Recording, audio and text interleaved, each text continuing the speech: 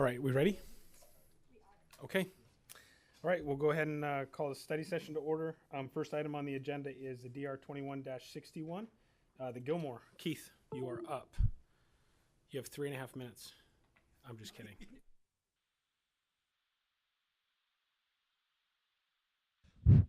All right. Chair Simon, members of the commission, good evening. My first item before you tonight is for, as you said, for the Gilmore. This is for a design review case. The project site, which is approximately 40 acres in size, is located at the northwest, northwest corner of Val Vista and Germain. And as you can see, they're highlighted on the screen. It is surrounded by, there's Campo Verde High School to the west. You got residential to the south and the storage facility to the south. Across the other side of Val Vista, you have some commercial uses and some medical uses. And then to the north, you have an apartment complex that is currently under construction. So it's surrounded by a variety of different type of use types. So the input that I'm requesting tonight is input based on, just want to get your general feedback and comments on the proposed elevations, the commercial elevations, and of course, the residential building elevations, and also the overall site design. Please note that we are early on in this process. We're still in the first review period. We have not yet issued first review comments to the applicant.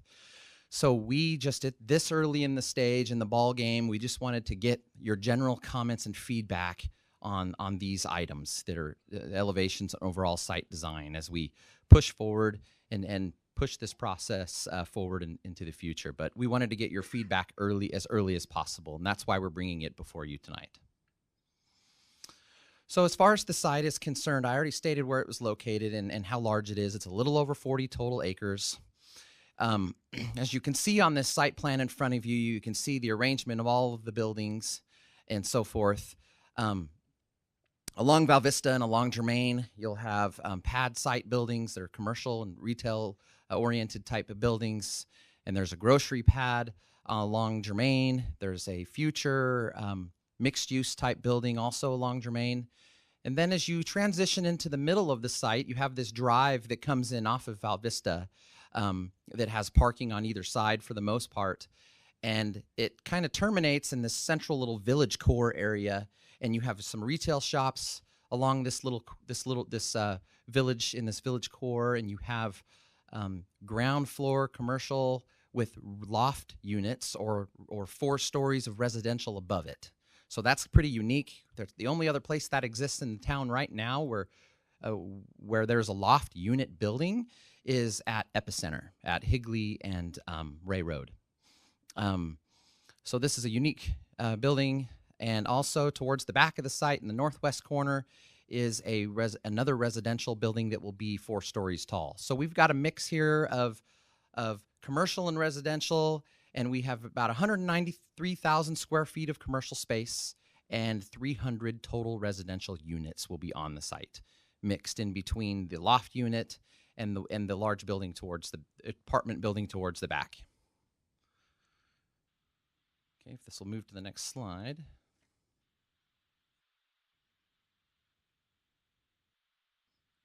Is this thing on? Okay, thank you, Ashley.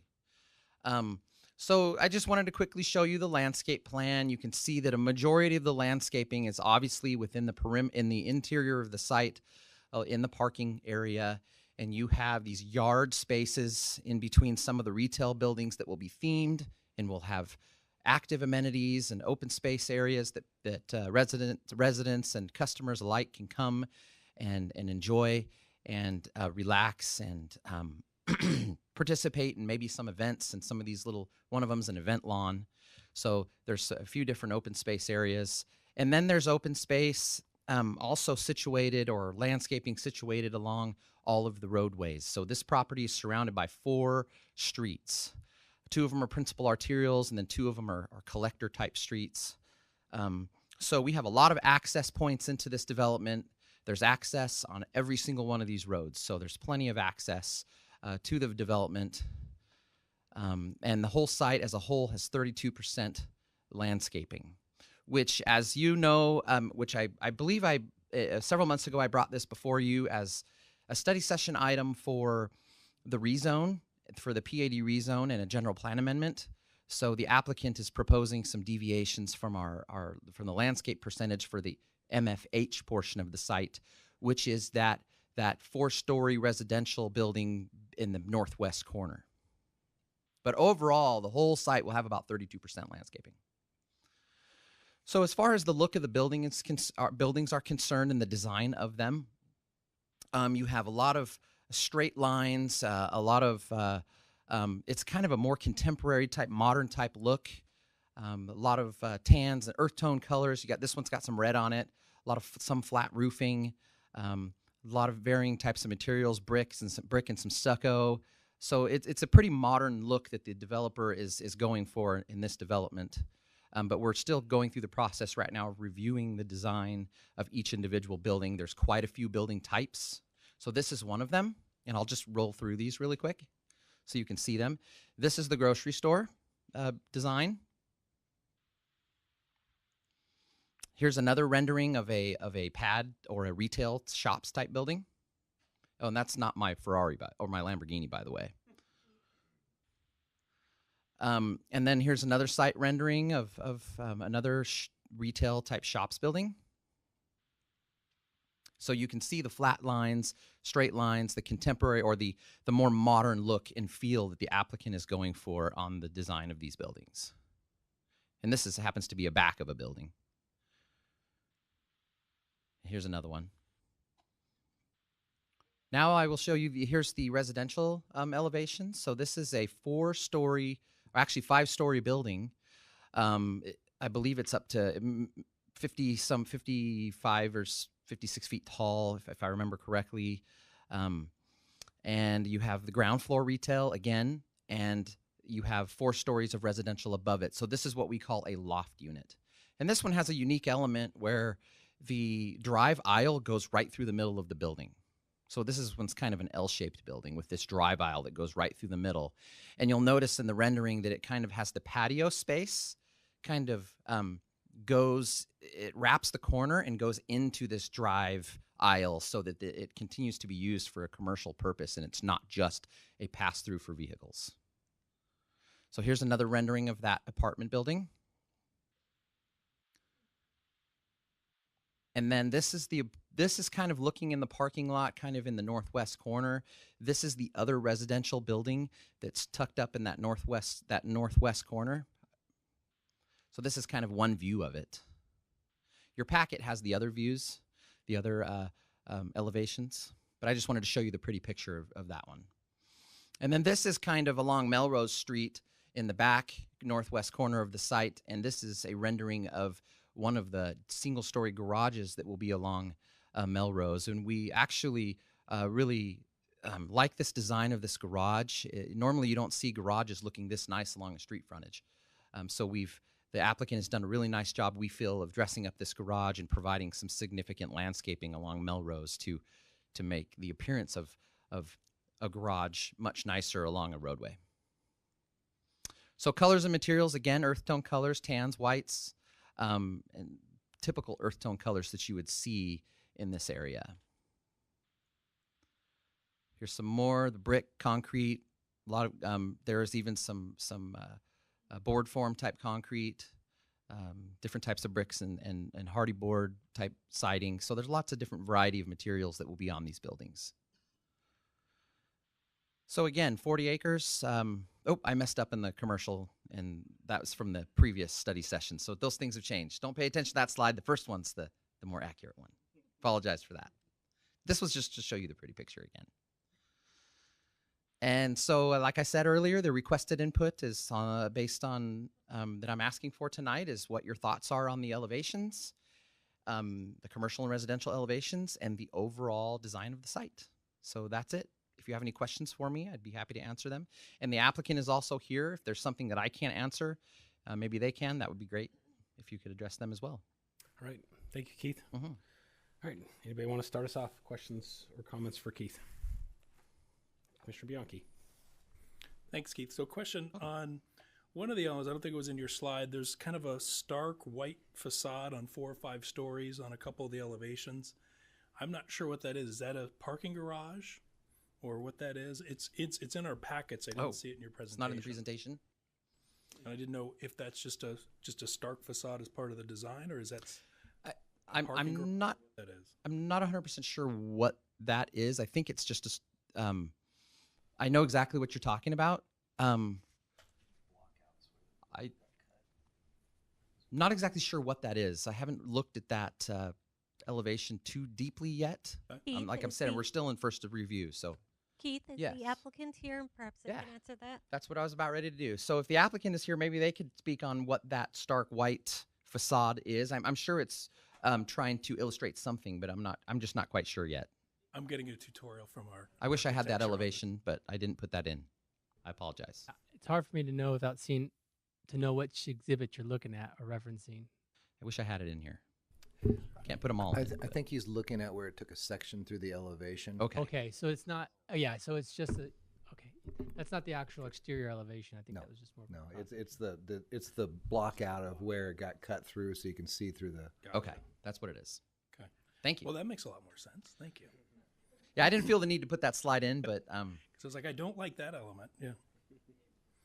And then the other question I had was, so it looks like they've increased the landscaping and the open space. Is that because they're addressing the parking island issues, or is that in addition to? if Adam wants to answer that one, that'd be great. Okay. Commissioner Bianchi, one thing that I hope you might notice is your comment last time. How do the back of these buildings look towards Val Vista? I think you'll be able to see how we've dressed them up per your direction, and hopefully you'll notice what we try to tackle that going forward. Your question about the landscaping, why we are more than what we were at before. I think last time we were at 32% in the multifamily area. Now we're at 36%. In the regional commercial section, I think the code requirement's like 15%. We're like 30-something%. When you blend the multifamily requirement together with the regional commercial requirement, it would equal about a 23% combined. I think we're somewhere around 32. 32%. So overall, we're much more than what the development would require. We did no longer seek the deviation for the parking canopy, the parking islands per space ratio. It is 8:1 on the front side, so you will see more landscaping now in the regional commercial part than you had seen before. We were able to increase the setbacks, so you're seeing more landscaping in those spots as well. So I think that's how we were able to bump up that number, whereas beforehand we were a little bit less. Okay, thanks. All right. Anybody else? Questions or comments for Keith? No? Commissioner Fay. The elevations questions, textures, colors, normal aesthetics. I'm an engineer and I take no position. I'm barely able to match my clothes. So, but Appreciate you being honest. the overall sight line layout. Talk me through a little bit more of the open space, because I was trying to, and actually I was looking through the code and I thought I had it maybe backwards. More was required, but do we have an overall surplus? That's probably a bad term, but because I wasn't getting quite there as I was kind of running through. Keith, does that sound? Talk me through the open space calculation here. Yeah, so I think what Adam's trying to say is that on the multifamily side, they're just a little bit short on what is required. 40% open space is required for the multifamily portion. But what he's saying is they're making that up because the commercial portion only requires 15% landscaping, and they have way more landscaping in the commercial area than is required per code. They have like 30-something%. So About if you average all those 31. together, they have 32% for the overall site. Is that correct, Adam? Okay, so so it was about 31 or so for the Right. commercial piece. Right, Okay, We're more than doubling what's required in the commercial area. right. okay, that's the setback on Melrose. If you guys can work that out, I'm fine with it. The open space was my only concern on that project. Otherwise, I'm fine with it. All right. Anybody else? Commissioner Anderson, you good? All right. Commissioner Bianchi? So I guess as far as comments or input, I think what we had talked about earlier, it looks like they're addressing the pedestrian connectivity the shading options. We talked about the landscape deviations and the setback deviations. So I think they really listened through the last time. So kudos to the applicant and staff on that. I think overall I like the colors and the materials and the design of both the residential and the retail. So I'm good with as presented as well. Thanks. All right. Any other questions? Commissioner Johns, you have anything? No? All right. From my perspective, I appreciate the applicant actually working on us. I feel like everything we discussed in the study session previously was addressed. From a design review perspective, I have no problem with any of it. I think that the buildings as a whole flow very well together. I think that the texture and the design, the height elevations, I'm good with all of it. So I don't have any problems whatsoever. I just have one question out of curiosity. I know that there is a phase 1 and a phase 2. Will the development be completely done as one phase? Okay. All right.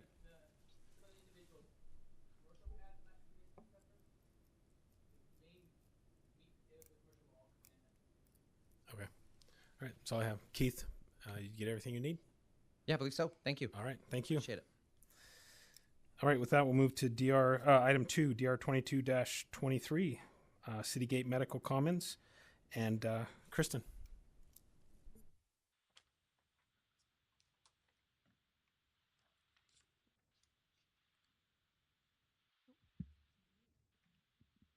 Okay, I'm going to stand on my toes. I'm not quite this tall. Good evening, Chairman, Commissioners. The study session item I have before you tonight is for Citygate Medical Commons. It's located in the Citygate area near Higley and Baseline Roads.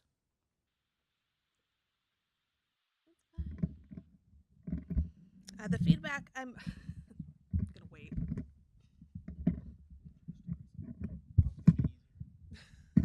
Thank you. All right, so the feedback I'm looking for tonight is just basically some general feedback on the site design and the elevations. They've already gone through a first review with us. Our comments were pretty minor at that point. So I just wanted to bring it to you guys to make sure that there wasn't any additional feedback that the applicant could incorporate in their second review. The proposed medical building is 45,000 square feet. It's on roughly 4 acres of regional commercial zoning. They're required to put in 225 parking spaces and are proposing 229. The site will consist of one building with parking on 3 sides of the building and throughout the western portion of the site. The landscaping plan consists of perimeter landscaping around the site with plant life that was approved as part of the Citygate open space plan. There are sidewalks running along the north, east, and southern perimeters of the site, but at this time not along the west. Staff has requested that the applicant add a sidewalk or some sort of shaded walking path along the western portion of the site that borders the internal access drive in order to create some pedestrian connectivity with the 3 vacant parcels that are on the other side of that internal access drive. The building will be constructed from concrete tilt-up panels, limestone tiles, and metal paneling. There will be significant window elements along all sides of the building, as well as metal cantilevered canopies. The roofline varies periodically, creating horizontal movement between different materials and sections of the building. And the color scheme is very neutral, earth tone based, and complements the other buildings within the Citygate area. These are just some 3D renderings of the elevations. And then the colors and materials on one side make them a little bit easier to see. And that's all I have. Thank you for your time. If you have any questions, please let me know. All right. Any questions or comments for Kristen? Commissioner Bianchi. No questions, just comments. I think overall the building elevation and the materials look very good. I just say, yeah, just continue to work with staff on the pedestrian circulation and landscaping that you guys mentioned in the staff report. Thanks. All right, thank you. Anybody else? Yeah, Commissioner Fay. Because essentially the same on a much smaller scale that conversation I just had with Keith. The open space on this project, it's small and otherwise it's a handy little project. Mm-hmm. The open space, both intuitively and as I dig it out of the grading plan, seems a little bit small. Is that because it's part of a larger Citygate open space that only requires this to have a smaller amount, or is there? if I recall in the notes on the grading plan, I think open space was down around 12%. I didn't include the grading plan. I don't know off the top of my head. I apologize. No problem. I should have asked beforehand. I know that there was an open space plan that was approved with the whole city gate area, but it's really more for the perimeter landscaping as opposed to the internal parking landscaping and things of that nature. So if that larger plan is for the perimeter, then I would expect the normal city code to apply. Mm-hmm. Unless there's always, in some of these more regional neighborhood type places, sometimes that stuff doesn't apply. So would you just check that, please? Yes. Otherwise it's fine. It's a nice little project. All right, anybody else? Mr. Johns. Thank you. Is the property that's next to that you're trying to connect with the pedestrian, is that owned by this same owner? Is it a phase or is it a completely separate parcel? So, Chairman, Commissioner Johns, they are developing separately. The parcels on the west, the 3 vacant parcels, are coming in kind of periodically with pre-applications and things like that. With the same owner or same? I don't know if they're the same owners. I haven't worked on any of those 3 parcels, but the 3 parcels on the west are going to operate as their own master site plan, and Citygate Medical is going to be its own entity. Okay, I was just curious because you were connecting it with the pedestrian. I'm all for the pedestrian. I support you on that. Just not knowing what's going over there, where you're going to connect. So right now we have a design review in for a food establishment. We've had a few pre-apps also for food, a few vehicle services, things like that. But the only one that's in for design review right now, as far as I know, is a food establishment. Okay, might work with the applicant on that. So thank you. All right, anybody else? Chris and I would just echo what's been said. I think the pedestrian connectivity I think is important on this. As far as open space, I think it makes sense the way that it's laid out to me, and I'm good with the colors and design. So all you need. Perfect. Thank you very much. All right. Thank you. All right, move to item number 3, DR 22-42 Higley Apartments. Chair, I need to recuse myself from this one. Okay. Commissioner Anderson will be recusing himself. And Josh. Good evening. DR 2242 Higley Apartments. It's a proposed design review case located on the northeast corner of Higley and Baseline. It's not adjacent to any of either Higley or Baseline frontage. It is located within, kind of behind an established commercial corner. This may seem familiar because there was a rezone case for that earlier this year that was approved. Overall, just for the requested input from the commission, staff's requesting just general architectural design feedback.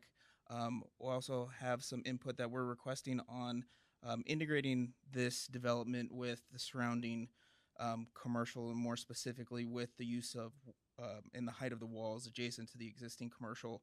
And then just, of course, any input the commission is willing to give on any of the items. So don't judge me on this, but I created this rough master site plan based on one of the more recent cases, trying to show you a little context of where this is going to be positioned within the site.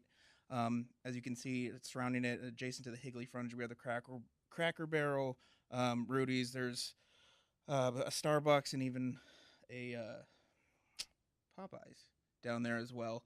To the south, I believe there's a Del Taco.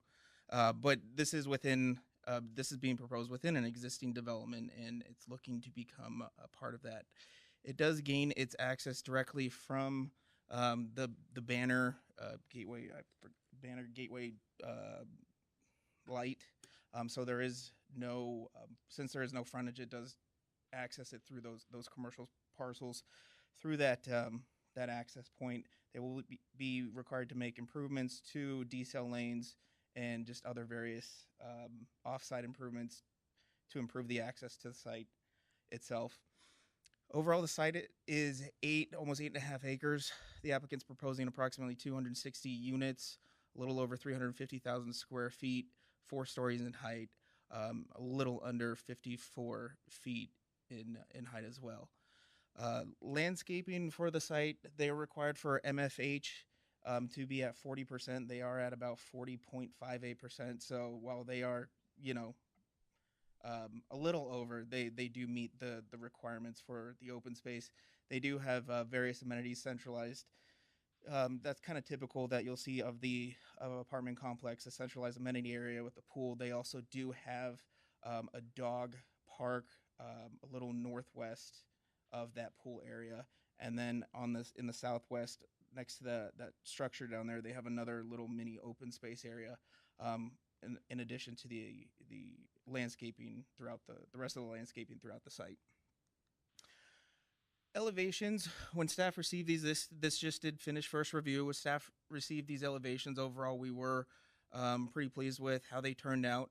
The one question and one specific question staff would like input from the commission on these elevations is so as you can see, it's a very modern contemporary architectural style, and with various tones of grays and white and black. But with the use of there's certain materials, there's a gray block and bricks that are being used, and you can almost not tell from these elevations where those variations in materials are being used, just because of the similarity in color and because it's more darker toned. So staff has requested the applicant just try to use either different materials or a color for the materials to better accentuate, or just better stick out and be more noticeable. Overall, this is part of an overall existing commercial development.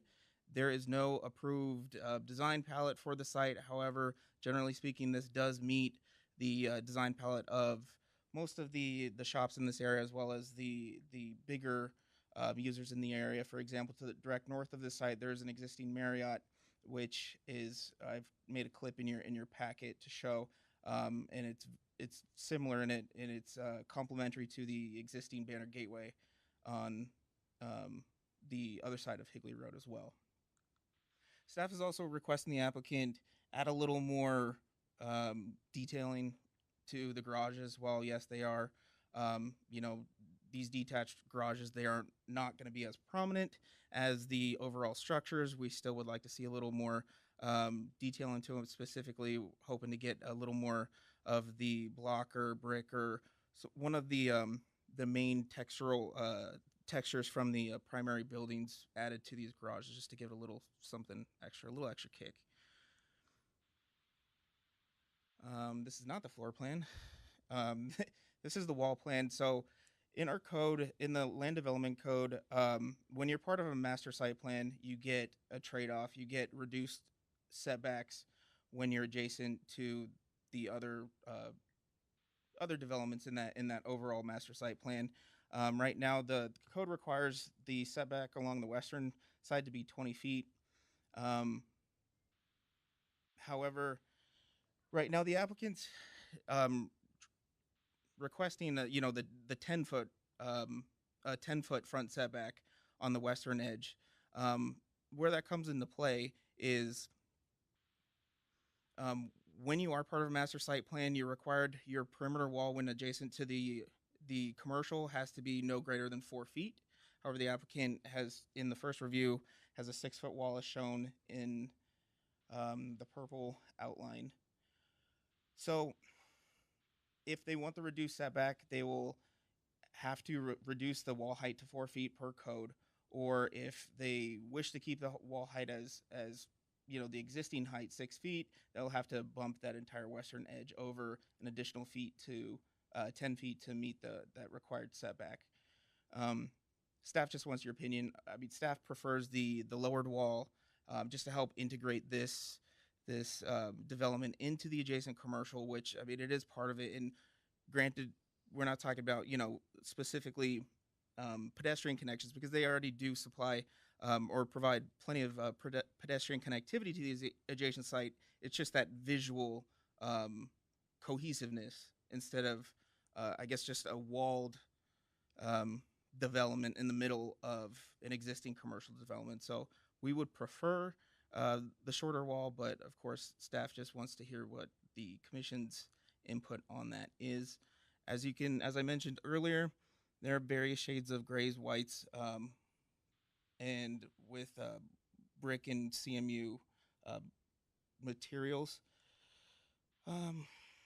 So just just to recap, we would like the commission's overall input on the architectural design, just how the wall, input on the wall and how it could better be integrated into the surrounding developments, and then just any other input the commission would like to give.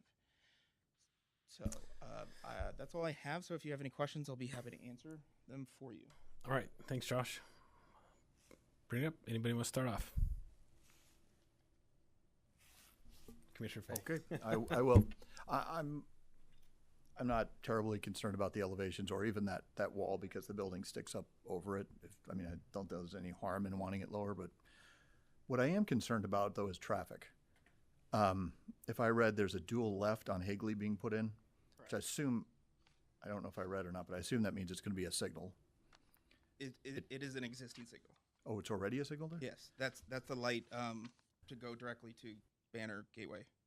Because there's a signal, because there's, in a little less than half a mile, you've got the signalized arterial at baseline, you've got the signalized signal system up at the 60, you've got a signal at whatever that road is on the north side that goes back to the university, and you've got a signal. I didn't actually realize there already was a signal and you're going to put in a dual left. That's the MUTCD, if I remember, says disfavors signals more than every quarter mile, and you got 4, and I think all 4 have dual lefts. So 4 fairly robust signals in a pretty short window here. And I think probably what's happening is that the traffic engineering is drawing a line between Mesa and Gilbert, and there's a convoluted line between Mesa and Gilbert here. My guess is the northern 2 intersections are both in Mesa, and the southern 2 are both in Gilbert. But I don't know. The road on the north goes back to that college that's expanding, and there's a whole bunch of stuff, including the Dutch Bros that we've approved that haven't been built yet. So I'm fearful that one's going to be growing. I'm concerned about what all of this is doing to Higley Road, to the improvements associated. And since it's all set back, we're not actually, other than the dual left, really requiring improvements to Higley Road. I don't know. Have Tom wade into that, please, because that would be a complex concern as far as I'm concerned. Chairman, Commissioner Fay, our traffic engineer Clint Emery, he is on the line. Oh, if you do, yeah, please. Questions. Yep. So this is can you hear me? Yeah, I can. Okay, perfect. Yeah. So yeah, I'm happy to answer your question. So like Josh said, there is no new signal being proposed here, so it is an existing signal to Banner Gateway. So right now, the southbound left currently operates at protected movement. So we saw no negative impacts to make it dual, only to increase operations. Most likely, it's running protected because of the curve right there for lefts for safety reasons. So currently, it's running a single left protected, and so all we're doing is increasing capacity by making it dual. So that's why I was comfortable with that. And so, and then there was some storage concerns with the new development. And so that was the other benefit to the duals, just increased storage as well. And then limit the amount of time needed for the lefts. I don't know if that answers your question or not. Yeah, I think it's enough. Okay. But yeah, the existing spacing is what it is today. All right. And I believe Town of Gilbert, the US 60 signals are US 60 signals are City of Mesa. I think everything south of that is ours. Well, the US 60 signals are magnificent. That freeway, the signals, the off ramp, that is some of the most fine signalization work I've seen in the history of the great state of Arizona, right there. All right. Thank you, Commissioner Fay. Anybody else? Commissioner Bianchi. So Josh, I think there's 2 access points, right? So there's a primary And that secondary access point, is that a regular access or is that emergency?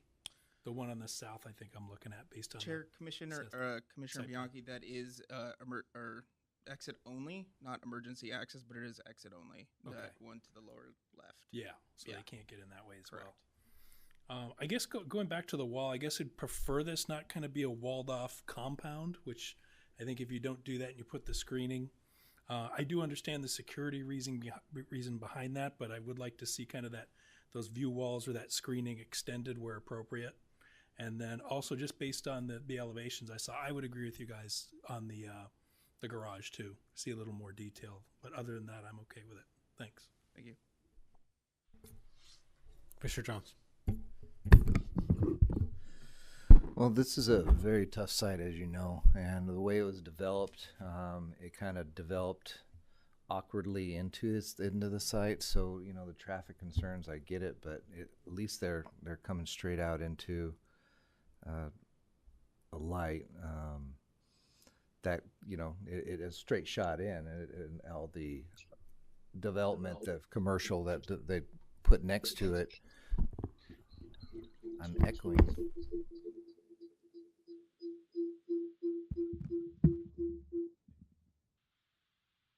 It was someone else. So that really threw me off. But basically, I'm just trying to say I appreciate the way they worked this site and was able to get through. I'm not really sure which fence you're talking about with this scale of a building.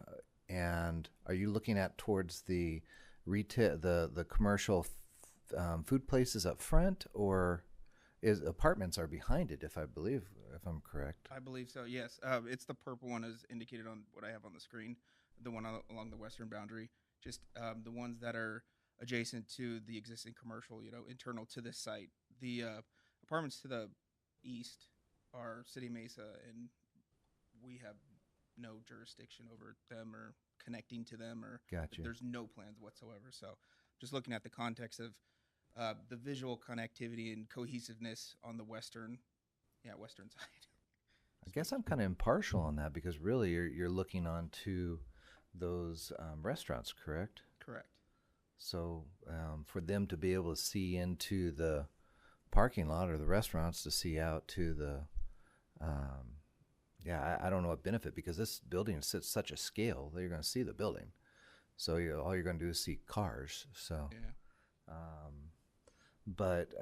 And I echo that I don't have any issues with the elevations. Elevations, very modern. I like all the little balconies. I mean, you don't see that very often with the in that manner, but especially the ones that are internal. But I think it's a good project, and they really did a lot with what they had to work with. So thank Agreed. you. Thank you.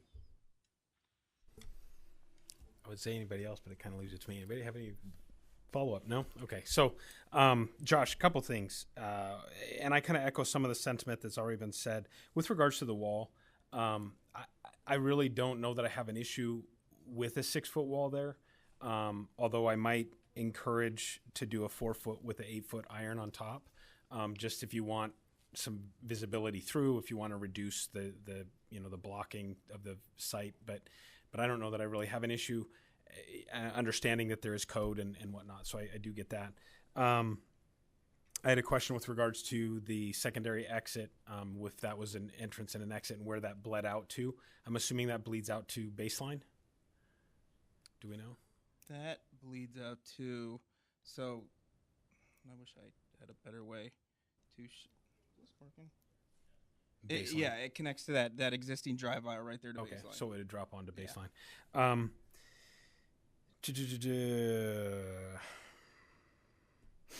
With regards to the elevations, so with regards to the site plan as a whole, I think that they've done a great job with what is there, and I like the green space in the middle. I think that really brings a sense of community, which I like to see, and we've had that conversation before when we're looking at these apartments. So I really like the overall site plan. With regards to the materials used, I agree with staff with regards to the bricks and the cinder blocks being really almost the exact same color. Maybe if there's something that's a little bit different, and forgive my use of my limited knowledge of vocabulary, but the color to me is a little bit, offensive to my eyes. But I understand where they're going with it, so I apologize. But that's just my limited vocabulary there. So anyways, I think that it would probably blend well with the rest of the area there with what's happening with the fast food restaurants and whatnot. So I think that's all that I have. I think that's everything that I've got. So Thank you, Chairman, Commissioners. all right, thank you. Okay, with that, we'll move on to discussion of the regular meeting agenda. We currently have quite a packed agenda. Are there any items specifically that anybody would like to make sure that we hear with regards to what is on the... Actually, we'll start with the consent items. With regards to what's on the consent agenda, is everything okay to be left on consent, or does anybody want those? Actually, can we have Commissioner Anderson come back in? Can somebody run out and grab him?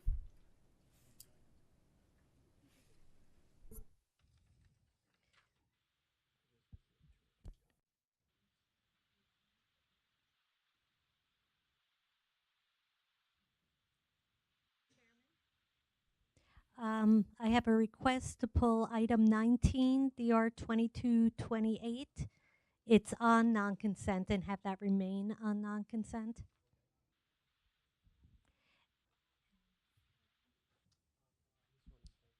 And also to stay on non-consent item number 21, S2201, Lindsay and Elliott. I'm sorry, so you have requests for 21, 19, and 21 to stay on non-consent at this time? Correct. Okay, thank you. Right, so looking at the agenda for the regular meeting, we've got currently 8, 9, 10, 11, and 12 on the consent agenda. Is everybody okay keeping those on consent at this time? Do we have any community members that would like to discuss or talk on any of those? All right, so we'll keep those on consent. With regards to the non-consent items, obviously there's quite a list. Unless there's anybody that wants to pull any of the items, or is there anybody that wants to pull any of the items other than 19 or 21, which have already been kept on non-consent? I would recommend that. Chairman, I have been informed there's a crowd in our lobby. Okay. So I can run out there and see if what items they're here for. Okay, thank you. We'll wait. Yes, I believe so.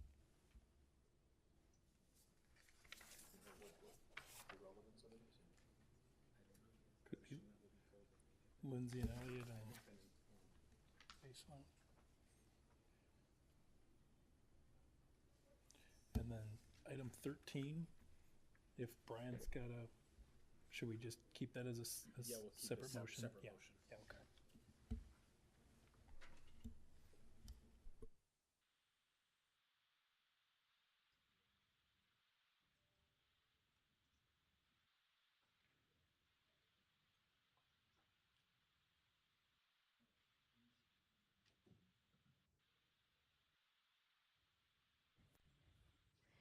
Chairman, there has also been a request to keep item 14, DR 21114 Black Rock Coffee, also on non-consent.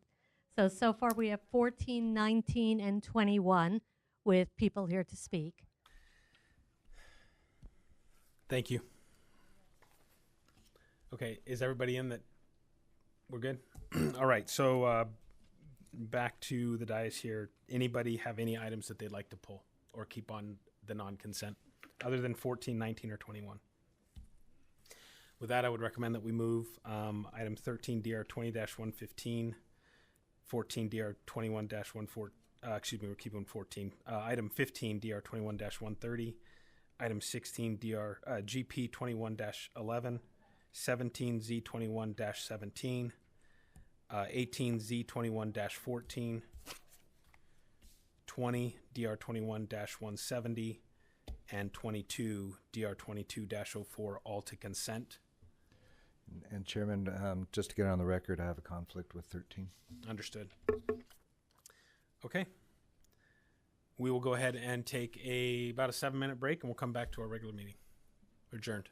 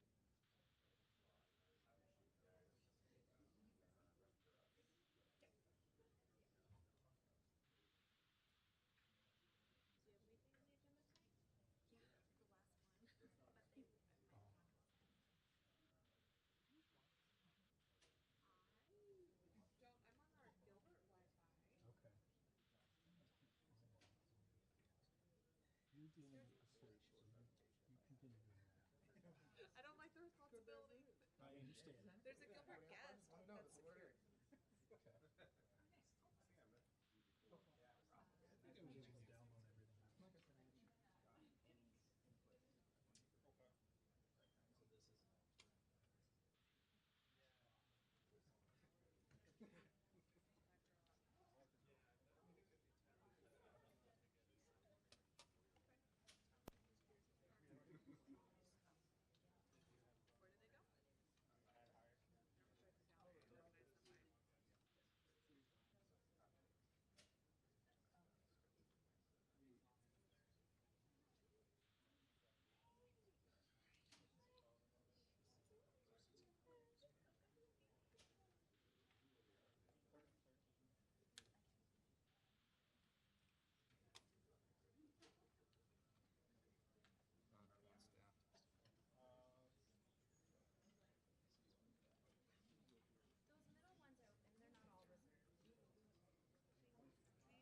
not all reserved. These two are the only two that are taken right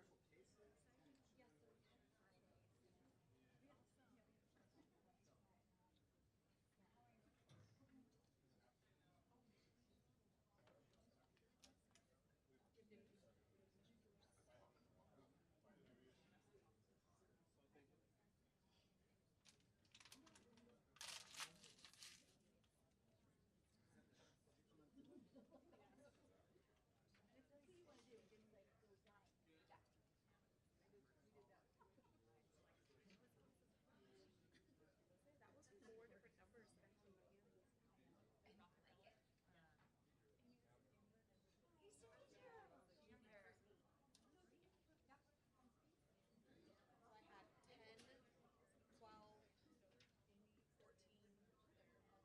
so cute.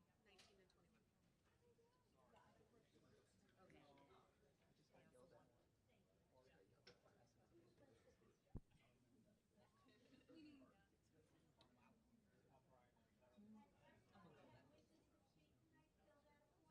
Are there any forms I need to fill out? They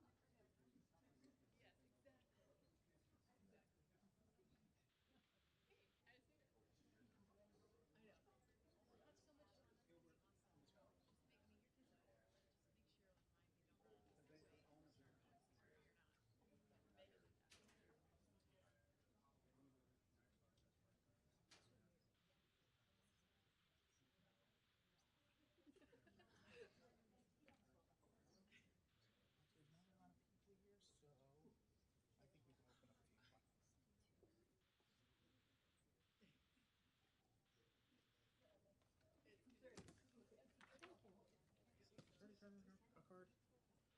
Did you already turn in a card? A yellow card? Yeah. Do you want to? Okay. Sorry, there's a lot of people, and I'm just trying to make sure whoever wants to gets a chance. Right.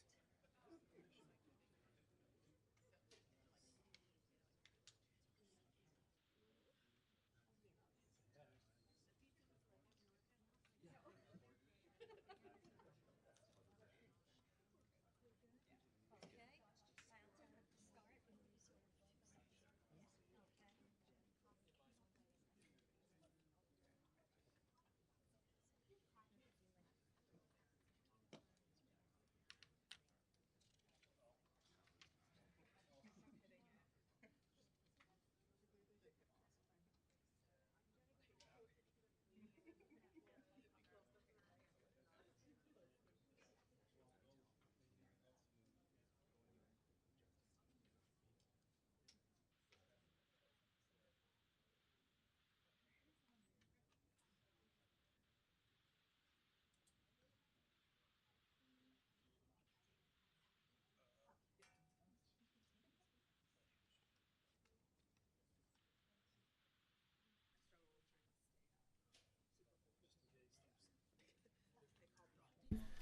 Okay.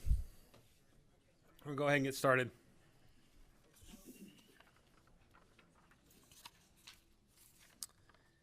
All right. During the break, we had a few community members come in and wish to have some items pulled to be heard.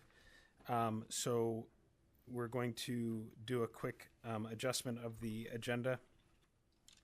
We've got on the consent items, we're going to pull item 10 and item 12. We have public here that would like to hear those. On the non-consent, we're going to pull item 14 and then keep item 19 and item 21 pulled as well. So we have on the consent agenda, we will have 8, 9, 11, 13, 15, 16, 17, 18, 20, and 22. On non-consent, we will have 10, 12, 14, 19, and 21. Right.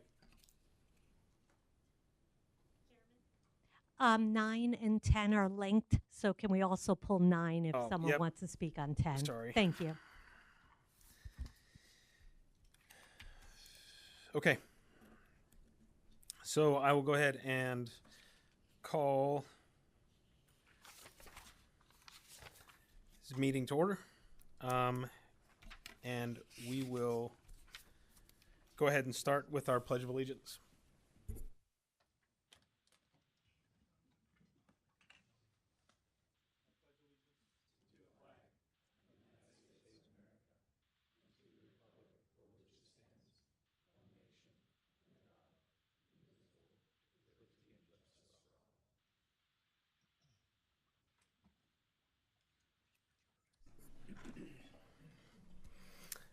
Can I have a roll call, please? Commissioner Johns, Here. Commissioner Jones, Commissioner Fay, Present. Commissioner Blazer, Commissioner Anderson, Yeah. Commissioner Bianchi, Here? Vice Chairman Munt, Chairman Simon. Here. We have a quorum. Thank you. All right, so I will entertain approval of the agenda. Yeah, Commissioner Bianchi. I'll go ahead and give this a shot. I would move to approve the agenda as presented with the following changes. Moving items 9, 10, and 12 to the public hearing non-consent calendar, and moving items 15, 16, 17, 18, 20, and 22 to tonight's consent agenda. I have a motion to approve the agenda, excluding or withholding item 13 at this time. Oh, hold that thought. Chairman, I've just received another speaker form, and they wish to speak on items number 16 and 17. Okay. And I have also received a request, if you could check if there's anyone to speak on 19. If not, 19 can be moved back to consent. All right, is anybody here to speak on number 19, DR 22-28, the southeast corner of Baseline and Lindsay Commercial? Not seeing any? Oh, we have another form. Amend the motion.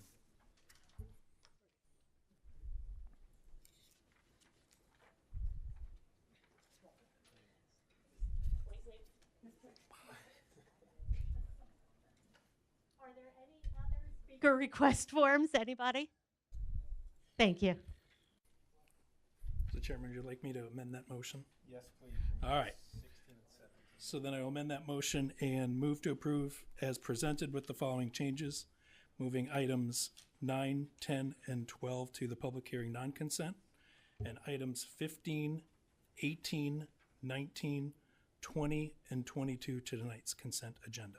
All right, so I have a motion to approve by Commissioner Bianchi, withholding item 13. Do I have a second? I will second that motion.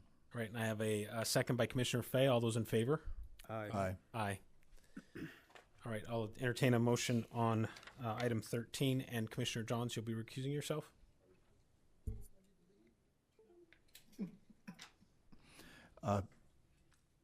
Chairman, I would like to make a motion to move item 13, DR 20-115, onto the consent. I have a motion by Commissioner Fay. Do I have a second? Second. I have a second by Commissioner Anderson. All those in favor? Aye. Aye. Anyone opposed? All right, motion carries. Okay, with that, just a little bit of housekeeping really quick. We do have quite a few people who would like to speak. Please know that you have 3 minutes when you get to the mic. If you are here with a group, and we have quite a stack here for item number 21, if you're here with a group, please know that there may be people here that share the same sentiment. Not wanting to cut anybody off, please try to keep it to 3 minutes so that we can move the meeting forward without staying here till midnight. So appreciate it. All right, with that, we will start with item 9, UP 21-36. Hang on one second. Let me make sure. I'm sorry.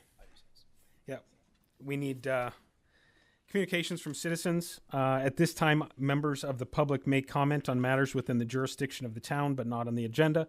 The commission's response is limited to responding to criticism, asking staff to review a matter commented upon, or asking that a matter be put on a future agenda.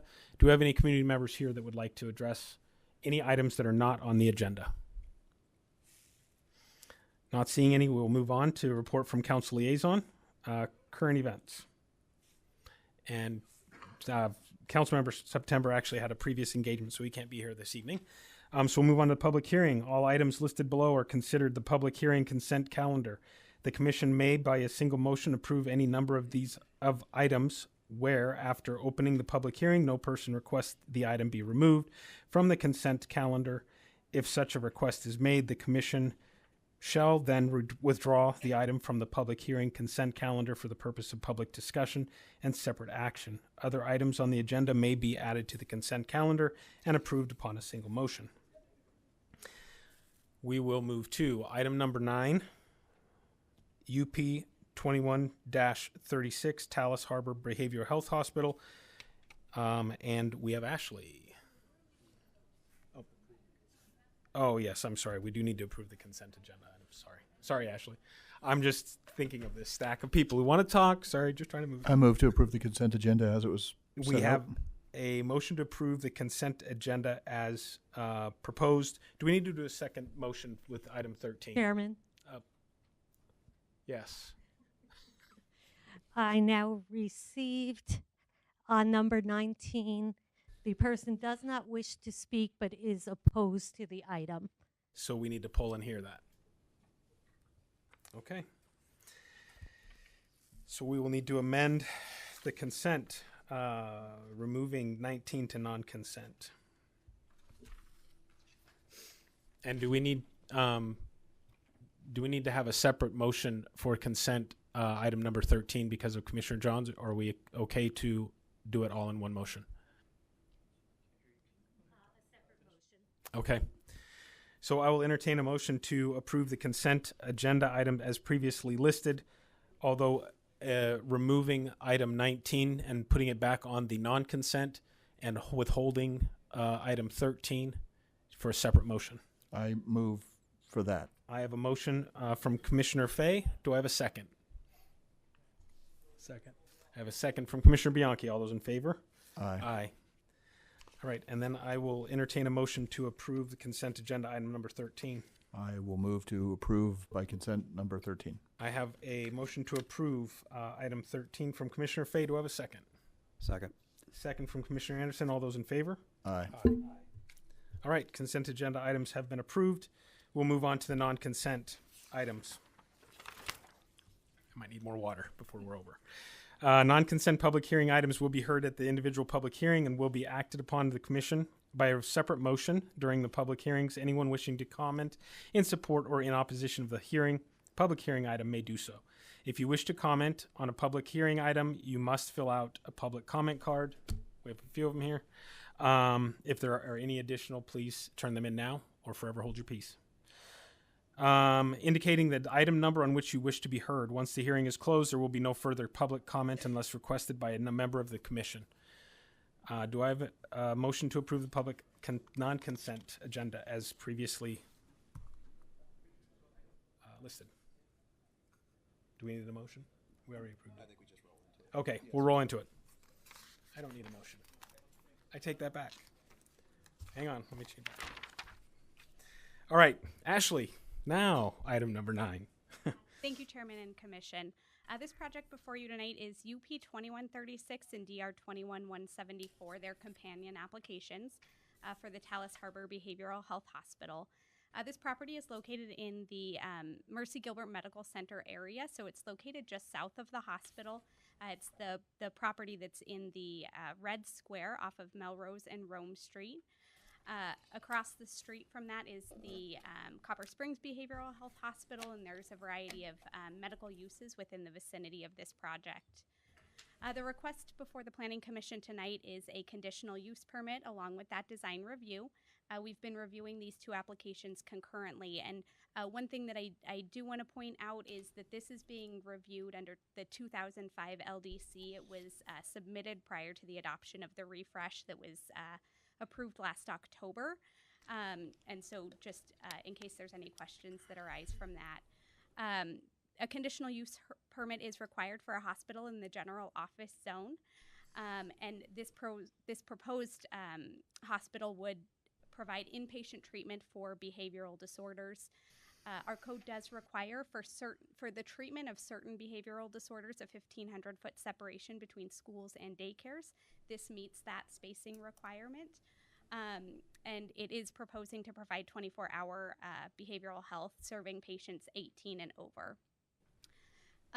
It's on a 3.62 acre parcel. It's part of a larger site, but they're only seeking this use permit on the 3.62 acre piece of it. The rest will be planned at a future time, future phases, probably different uses than a behavioral health hospital. If they were to expand this site onto a different portion of the property, they would need to get a new use permit, so this couldn't grow beyond the 3.62 acres. It is located within the Val Vista Medical Center growth area, and specifically they're proposing 48 beds in just over 30,000 square feet. As I mentioned, it's part of the Val Vista Medical Growth Area, so I wanted to just provide some context. This is an exhibit from our general plan. The orange hashed area is that growth area, and this site is just right in the middle. As it relates to the site plan, it is off of the southeast corner of Rome and Melrose. Those are two improved roadways at this time, and so the applicant is just developing this site. They're providing a couple of different access points, two primary access points off of those perimeter roadways with connection to the future development that will occur to the east. They're proposing this to be developed in a single phase. They're required to provide 72 parking spaces and are providing one excess of that. And then also to note, this is in proximity to the BB Living multifamily development to the south. This building is set back 65 feet, 6 inches from that community. As it relates to landscaping, they are meeting all minimum landscape requirements. They're providing a variety of plantings, including evergreen elm, Chinese pistache, shrubbery, foundation landscaping, ground cover throughout the site. In terms of the building itself, they are using a couple of different colors. As you can see, there's gray and beige along with the composite wood cladding to help accent the site. The building itself does have a unique shape, so there's a lot of movement within it, as you can see here from these elevations. The applicants also provided some renderings to kind of help show what that'll look like in 3D form. Staff does recommend approval of both the use permit and the design review application. Happy to answer any questions the commission might have now, or I can reserve them after, reserve some time to address any comments from the public that you hear tonight. And our applicant is here as well. All right, does anybody have any questions at this point, or are we okay to move to community members? Or would you like to hear from the applicant? No questions for Ashley? Okay, we'll go ahead and go to community. So I'm going to go ahead and call your name. And when you get to the mic, please speak into the mic, state your name and your full address. Yes. Oh, does the applicant want to speak on this? No? Are we good? Okay. All right, so we're going to go ahead and go to community members. And first up, we've got Brandon Ferris.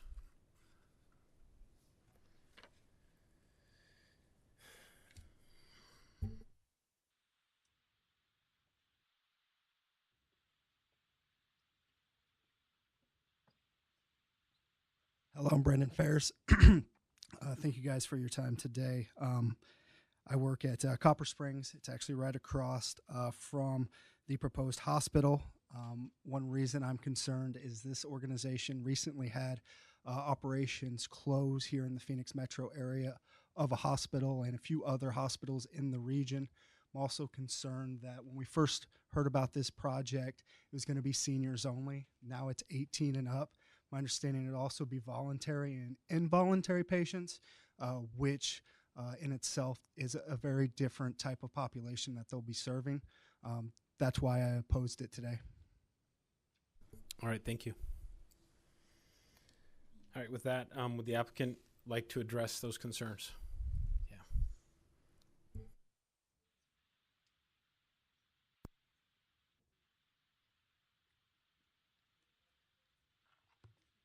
Thank you very much, Commission, and thank you, Brandon, for your comments. I believe you also attend our neighborhood meeting previously. Yes, thank you. So just wanted to speak to the items that were brought up by Brandon Ferris this evening. One, the closure of other facilities. Those are all separate ownership. So this separate ownership group fully intends to open this, and it's fully financed and ready to be developed. Second, for the 18 and over, it is primarily a geriatric behavioral health, but the certification from the state requires it to be certified as 18 and over for the adult portion, but it'll be primarily geriatric patients.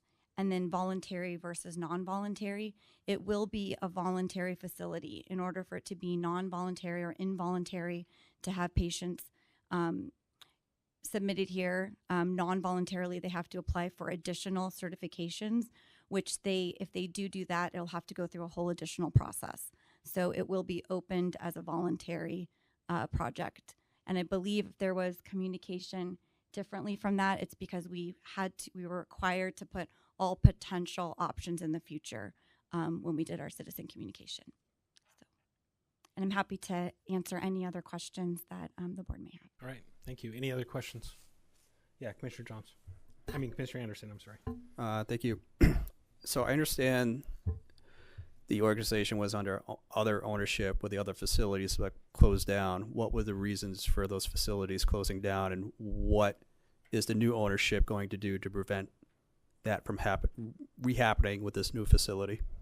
So I'm not aware of the details of those because this is a facility that has always maintained separate ownership from those and has been fully financed for design and construction and to maintain being open for the foreseeable future. I don't know if those other facilities were behavioral health in nature, but I know that due to the market and the financing already available for this site, that it's been determined that there is a strong need in this market for this use. Okay, I understand the financing and everything, but that doesn't really help answer the question as to what the issues were with the other facilities and to make sure that those issues are not replicated at this new facility. Also understanding that it's different ownerships between the two entities. And I'm happy to try. I know that they're completely separate projects that I think are under an umbrella name, and I really don't have any specific detail. I apologize for you at this time, but because we haven't had any concerns of that nature about this facility and the long-term viability of this facility, but I'm happy to provide additional information and to get back to you at a later date. All right, any other questions? Commissioner Fay. Yes, please. The concern about the voluntary versus involuntary and the whole separate process you mentioned, if the company does decide to go through that whole separate process, that decision never comes back before this board, does it? I don't have enough specific detail. My understanding, it's an application that would require notification. So I believe that there would be notification provided. And I know that I believe we provided some of the LDC criteria for the city on that, for the town. So I'm not sure if Ashley wants to speak to that. Yeah, so unless there was a condition added to the conditional use permit, they would be allowed to continue to operate this facility. There is not one today that specifies voluntary versus involuntary. So from a town perspective, they wouldn't be required to do anything through the town of Gilbert. What the state requirements are, I'm not sure in terms of notification, but John will correct me if I'm wrong, but I believe you could add a condition that it remains voluntary, and if in the event they were to seek a involuntary patients that they would have to come back through and amend their use permit. Yeah, so that's actually where I was headed with this discussion is right now, once we approve this, they can do as of right from a land use perspective, whatever they want to do, as long as the state or whoever other licensing bodies authorize it, unless we attach a condition. And I don't necessarily know that that's necessary as long as we're going into tonight's decision with our eyes open, but I wanted to stimulate that discussion. All right, thank you. Anybody else? Mr. Jones. Actually, I want to go back to Ashley again. Sorry. So, right across the street is Copper Springs. Isn't it the same condition where it's voluntary, involuntary? That is correct. Okay, so I guess I'm trying to find the issue of that, and if the other facility went out of business, why does that matter to this facility? Because we're focused on this case, not some other case that has. So I guess I'm not seeing the point of what is another entity. Fry's go out of business. Why does that affect Safeway? I guess so. Chairman, I heard the gentleman that spoke earlier say that Copper Springs only accepts voluntary patients. What I will add to that, though, is that their approval does not limit them to that. Thank you. That's what I was getting to. Yeah, go ahead. And just to clarify, I think part of the reason for the importance of this facility was to be a differentiator from the existing Copper Springs facility, which is why we wanted to have an adult geriatric focus. And so I think that we believe that these will be working in complement to each other to service the needs for this community. And it's always a good idea when you have these medical growth areas to focus these types of uses in the general same area. It's a better land planning, allows for other medical office uses to be developed on the balance of the properties. All right. Any other questions or comments? All right. Yeah, Commissioner Johns. And truly, I was here when the Copper Springs went through, and I think our society needs facilities like this, especially what's going on and what's happened recently in the last couple of weeks. So I have full support on this. All right. Anybody else? All right. With that, we'll go ahead and close it, bring it back up to Dice for comments, consideration, or a motion. As far as comments go? Yeah, go ahead, Commissioner Bianchi. As far as comments go, I think it's a good discussion that we had, but the use itself, it's allowed in the GO district. It's a medical growth area. The site development regulations have all been met or exceeded. We did see this in study session, and staff reviewed the 4 facts of finding have been met. And again, with a use permit, if those findings of fact are no longer met, the permit can also be revoked if that comes to that point. But that's also important clarification to point out. But I would be in favor of the use permit. Yeah, thank you. That's actually a very good point. Anybody else? Comments or motion? I brought up the condition issue. I just want to say I don't actually think that's necessary. There is a separate process, and that's they're the experts. They're the ones who weigh into that stuff using land use as a surrogate for that. But I just wanted to bring it up, and now I feel like I'm like the one who's advocating for it. So I don't personally think that that's necessary. All right, thank you, Commissioner Fay. Seeing no other comments, do I have a motion one way or the other? Commissioner Bianchi.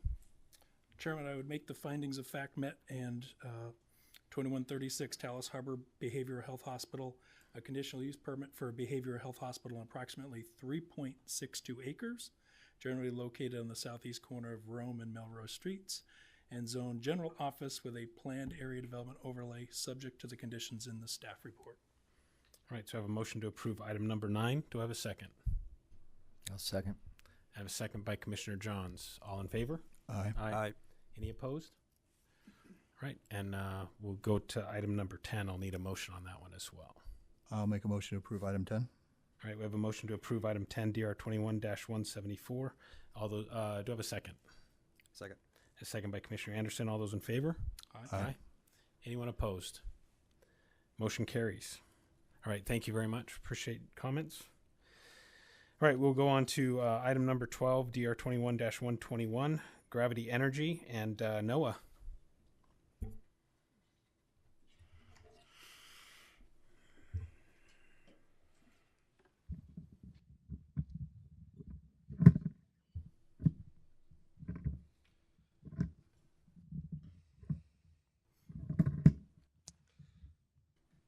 All right. Good evening, commissioners. It's my first time speaking to you this evening. This presentation is for a proposal for a Gravity Energy, a drive-through coffee shop located at 3939 South Val Vista Drive, near the intersection of Germain and Val Vista. You can see the site is located there. It's just north of a Circle K that you looked at late in the year 2021. Just for the request of input, we're recommending the approval of this, but I will walk you through the site and give you an introduction to what the applicant is proposing on this site. So this site is a roughly 1.15 acre site. There's a 795 square foot building, similar to one that you've probably seen in past proposals before. It's kind of a brand standard for Gravity Energy. It has a dual drive-through access to it with a number of queuing stalls that are meant to be designed for a high volume of traffic. There are 11 parking spaces located near the building, primarily for employee and vendor parking, since most of the service done to this building is done via drive-through. And then the appropriate fire aisles and access aisles necessary to support the site. In addition, there's a drive aisle extending to the east of the property, which I will talk about a little bit more towards the end of this conversation. That is related to a common access easement that allows access to the property east of this development, and also provides the point for the shared access into the Circle K that you looked at previously. So there's the parking. Here's the kind of paths of access throughout the site. You'll see there the dual drive-throughs. There's 2 retention areas. They're maintaining a temporary drainage easement on the north end of the site that has to be continued onto the property to the north, and then another retention basin there. And then there's the building there as well. Here's the landscape plan. They maintain all the necessary easements. They meet all of our screening requirements for neighboring properties around them in their appropriate zoning districts, and meet everything that we need in terms of trees, shrubs, things of that nature. They've done an excellent job accommodating that. Here's their drainage and grading exhibit.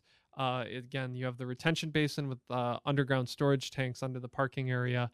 That underground storage tank, as necessary, is also attached to that second easement that is up in the northwest corner of the site as well. Here's the elevations and the materials that they're using. These are brand specific for Gravity Energy's other projects in the town, one which you'll actually see in a few minutes as well. They just have a pretty kind of various grays that they're using and some light tans.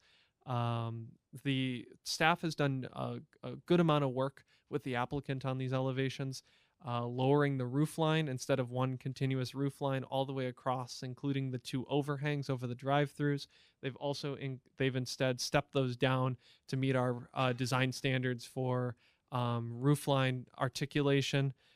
They've also done work with their drive aisles just to make sure that everything is up to code and is appealing for customers and from the frontage from Val Vista as well. And then here are the floor plans for the project. It's pretty much entirely employee and vendor area, and I've just indicated with arrows where those drive-throughs will access the site, and you'll see the 2 drive-through canopies over the top of those as well. So public notice was properly given for this site, and the town received 1 comment from a property owner east of the proposed site. That comment cited that there is a potential encroachment of an easement causing issues for future access and redevelopment to the east of the property. And then there was a need to review the presence of vegetation that might be toxic to horses on a neighboring property, which is agricultural in nature. We communicated with the applicant about these things, which ultimately translated into how we will handle the conditions related to this project. So in short, the town is recommending approval for DR 21-121 the gravity energy with the following conditions. These are boilerplate conditions that we have for most approvals, but these are the ones that I wanted to talk about in particular. The first is just that there was an engineering comment that needed to still be addressed, that the drainage and grading plans must just demonstrate a slope of 6:1 above a depth of 3.5 feet, which requires a very minor adjustment to their drainage basin. It won't change the footprint of that basin in any real material sense. That'll change the site design, but that was one that we needed to follow up with the applicant about. And then that would just be necessary before final all the final approvals and building permits. And then there's this last point, which was originally we stated as a condition that all improvements, including meters, sidewalks, curbing, everything except the drive aisle has to be removed from the common access easement, which if I go back to the site plan was located, I gotta take all the graphics off, located on that southern part of the site. I'm trying to, the laser's a little, isn't quite that strong. So ultimately, right now on that document, you'll see it extends about 5 feet into that easement. However, in talking with the applicant earlier today, the applicant has wished to express that they are willing to rededicate that easement in such a way that it can be balanced with the Circle K site to provide adequate access to the eastern property. Whatever access is necessary for that can be worked out with that landowner, and that easement can actually be rededicated in a way where those improvements, as they're proposed now, will be outside of that easement. And that's something that the town is willing to work with the applicant on. So we're willing to, on the condition that that easement is rededicated, instead swap out that condition that that the improvements be changed, and rather instead make it a condition that the easement must be rededicated and re-recorded prior to construction on this site. I just wanted to point out that's the drainage basin that engineering made comments on regarding the 6:1 slope. And then this was the easement here, and the orange highlights those improvements that were initially in question, but we're willing to offer this alternative condition for approval by the commission. So with that, I would like to turn it over to further questions, and then ultimately the applicant's presentation about the project. Thank you. All right. Does anybody have questions for Noah at this time? No? Yeah, Commissioner Anderson. So for the this is a DR case. So I'm looking at the building. Did this come before us on the study session? Refresh my memory. Yeah. This would be something that actually potentially could have happened before I was even with the town, since this project began in 21. Keith Newman was the original planner on that. I may want to briefly turn that over to Keith, because I don't actually know every bit of the administrative history of this case. Keith, did this go to the study session? You squinting over there. I know you don't want to get involved. So. Chair Simon, Commissioner Anderson, no, we did not bring this to you as a study session item early on in the process. So this is the first time that you are seeing these elevations. Okay, thank you. So seeing these elevations for the first time, I'm just kind of curious as to why such a small building needs to be a 2-story volume. It just kind of looks really awkward to me for the use group, and especially at the drive-throughs, to having such a huge volume for that. I mean, what are the chances that trucks like that are going to be coming through here to get their coffee? What also looks weird to me too is the real thin columns. It just architecturally doesn't look appropriate for if this is what they're going to continue on with the design and have these 2-story volume drive-throughs. Having such thin columns like that just visually doesn't look correct. We, as a staff, we've worked with the applicant a bit on the design of the structure. It may be more suitable that the applicant answers some of the or responds with some of their thoughts regarding the design of the structure.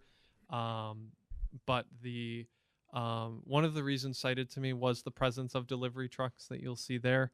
Regarding the 2-story volume of it.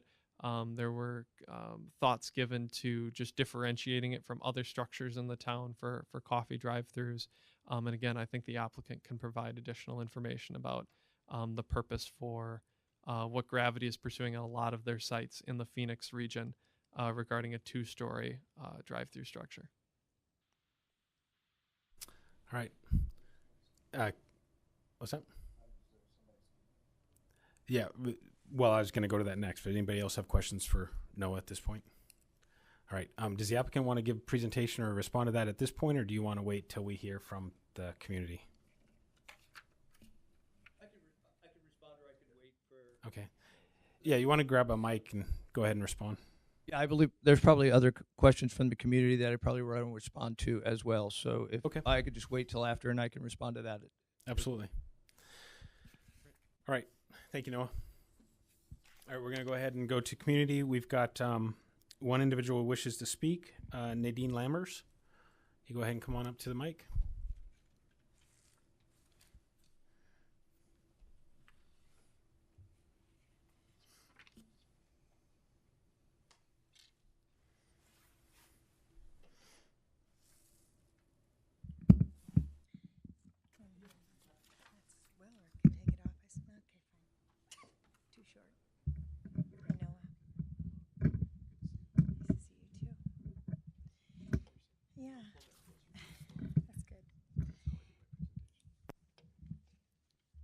My comments are pretty well made in the packet. Our concern primarily was that it was going to be a 30-foot easement. Our slant 3 and truck in a 15 doesn't work well. We have an 18-foot road at our residence, and it's tight. But I think my concerns are fine with the fact that the commission is going to make it a 30-foot road. I think that pretty well satisfies us. My other general question was if there was going to be signage for the Corona Village Plaza, and when SRP comes in utility-wise for approval of the projects. Okay. Those are my questions. Thank you. All right. So we'll have the applicant come on up and respond to that at this point.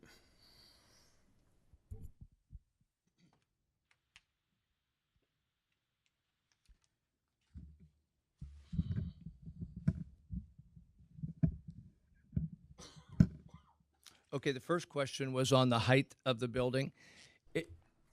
Excuse me, can we have you state your name, please, for the record? Oh, I'm sorry. My name's Andy Goforth, and we own the property.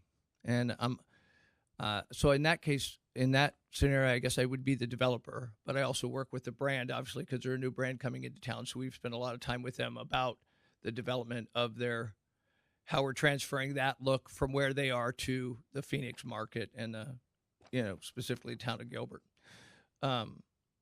So they look, you kept mentioning 2 stories. The building really isn't 2 stories high. I think the elevation is really only 20 feet.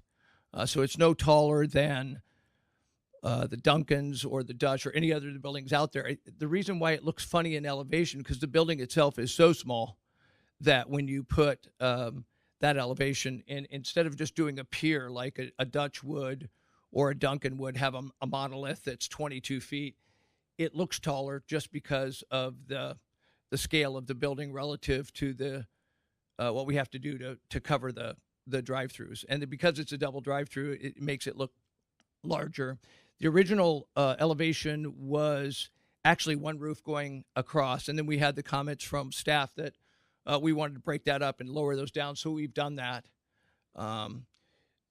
And we could lower it maybe even more. The concern is there's a lot of traffic, specifically in this area because of the Amazon and the FedEx facilities relatively close, that they wanted to be able to service those people too, because they have a pretty good contingency of those people where they're from in Washington as well. So that's it. Really, the building as constructed actually doesn't look, it's pretty stark here, but it's actually a very pretty building. And I wish we had pictures of those that already exist in Washington, because they really are a nice building.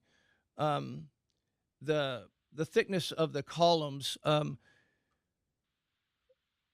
they did that because there's some signage on the building that we used to have something to break that up. So it just wasn't the columns going up. There was a screen that went across there, and that was removed because it looked the brand thought that looked not as good as just the columns, because really the focal point on that, you don't see the columns, you see the building as a whole. And there is some signage in the back, and that upper level of windows there is open inside. And part of the brand's concept with that is to bring the customer into that environment, and it kind of makes, and it's very close, they're right there, so they get to see all of that inside there, and that's kind of important to the brand, and that's why they're like that. So, and we've talked about that a lot, thickening them up, but I think the brand, the guy who owns Gravity feels that it'll block off the building a little more, and the better part of it isn't the awning and the post. The better part of the view or the appeal to the customer is the actual building. Does that satisfy what you were looking for there? No, not really, but I mean, it's their building. You know, they can obviously build what they want. It's just, as an architect, just my critique of the design. You know, there's other elements that they could do. Here, or he would be up here answering that one, because he's dealt with the brand as much as I have, trying to get them to fit into what we want here. So yeah. I mean, in terms of the column thing, they don't. I'm not suggesting that they have to beef up that. There's other methods that they can do to give an appearance of a wider element. They can widen the base a little bit more and add a second column next to it. That's another technique that they can do. But again, it's just an architect giving a critique of a design. That's okay. And then, do I need to? Are the other issues solved with Nadine, or do we need to go over the easements and what we've done to accommodate all of that on the south of the property there, or are you guys satisfied with that as well? Why don't you go ahead and take a quick minute to review that, or go ahead and give us that explanation. Can you get us back to the? Sure. I can go over it in detail with you, because it's been kind of a long process with both us and Circle K. So you're seeing what we have on the screen here. So the easement, there was a 20-foot easement there, and what I did is we had to continue that 20-foot easement to make sure that the Lammers had access across our property. So when we first got going, we've been at this a while with staff. So what we ended up with in the final thing when Circle K bought the property to the south was, oh, wait.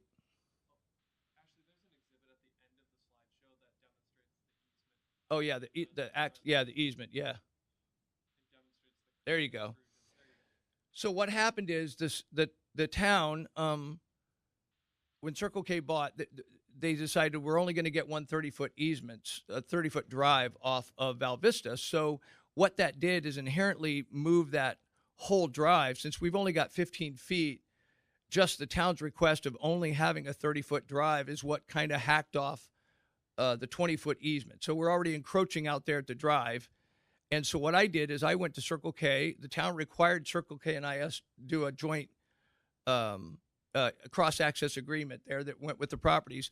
What I worked out with Circle K specifically for the Lammers is their easement only had to be to their jump-off access point there for their entrance, which is, if you look down, you can kind of see the parking drawn off. That's where they wanted to stop it.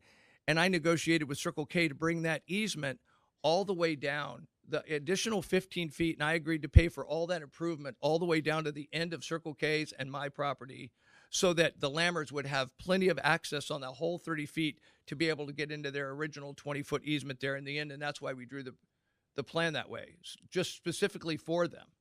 So, and I don't know I'm assuming Circle K's plan now is approved because we signed those easements, but what we're going to work on with staff and what was discussed today and what Noah was alluding to is that because we have already a 30-foot easement there, we're going to make sure that we extend that onto the Lammers, whether we readjust theirs or give them all 30-foot also. And then that way, and they've got a gentle curve there at the end where they can get hopefully whatever size trailer they need to get through that 20-foot access through there. And I did a pretty easy curve at the end, but I actually have an easement all the way up to the end of my property line on Circle K's side to make that happen for them. So we tried to accommodate her concerns in every way there. So I think we did a pretty good job for it. And obviously I'm putting in a whole bunch more asphalt and curb just to make sure we've got the full 30 feet all the way back. Thank you. Does anybody have any questions for Noah or the applicant at this point? Any other comments? I have one. I'm sorry. Need you come up to the mic, please?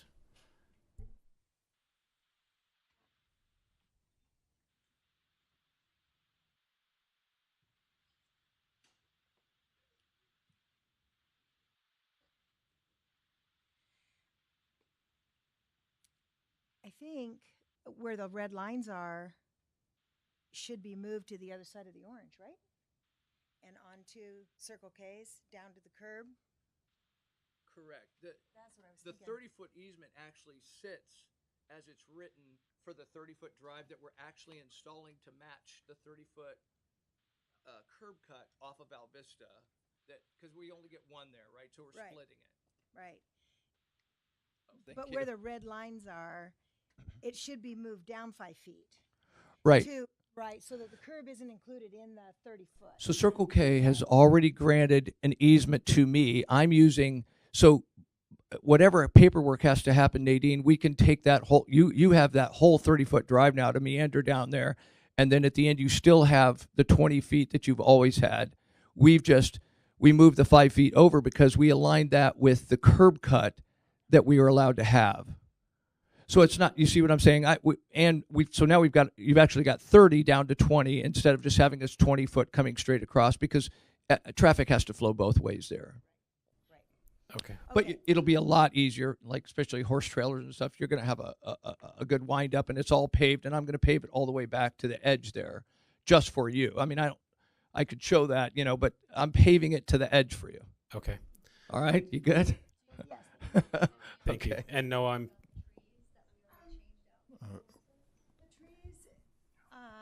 Were more associated with Circle K. Correct. They had poisonous trees in their landscaping. We switched our. Yes. Yep. As soon as we found out about that, we switched Okay. all of them down. All right. I'm going to And- go ahead and stop you right there. We'll work this out with staff, Noah, with regards to some of those items. This is obviously a conversation between the developer and the homeowner. Sounds like we've got it worked out. So thank you. I'm going to go ahead, Noah.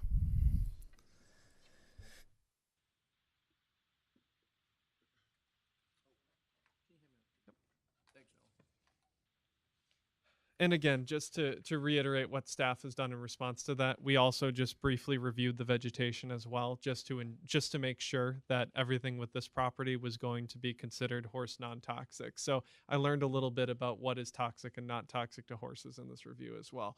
So I believe that those concerns have been taken care of, and with, again, ultimately then we'll end up with the condition I mentioned at the start of this conversation, where that can just be rededicated in a way where those adjustments to the improvements are not necessary. Excellent. Thank you. Yep. All right. Are there any other questions or comments for Noah or the applicant before we bring it back up to the dais? All right, I did want to very quickly respond to Brian and Commissioner Anderson's concerns regarding the architectural features of the building. While they may not necessarily satisfy them, there was an exhibit that was provided that's not been included. It's from another gravity energy proposal, and the applicant has shared it just for general use from gravity to just be considered in the record. And I can very briefly show you that exhibit. It's on a laptop, which makes it difficult to view. But it just demonstrates that once that's built, the proportions, that 20-foot height doesn't look as stark as it does in an elevation, and the column design is slightly different than can generally be picked up in a thank you. I don't think it's necessary. We're so far along right now. We bypassed the study session. We're on to moving this along. So let's stay on that path. Okay. I was just ensuring that your comments were met adequately. So thank you. Commissioner Johns. I did have one question on the back side, Noah. Was there chain link fence on that? Or what is that? There's not a chain link fencing on the backside. Regards to the structure itself, right?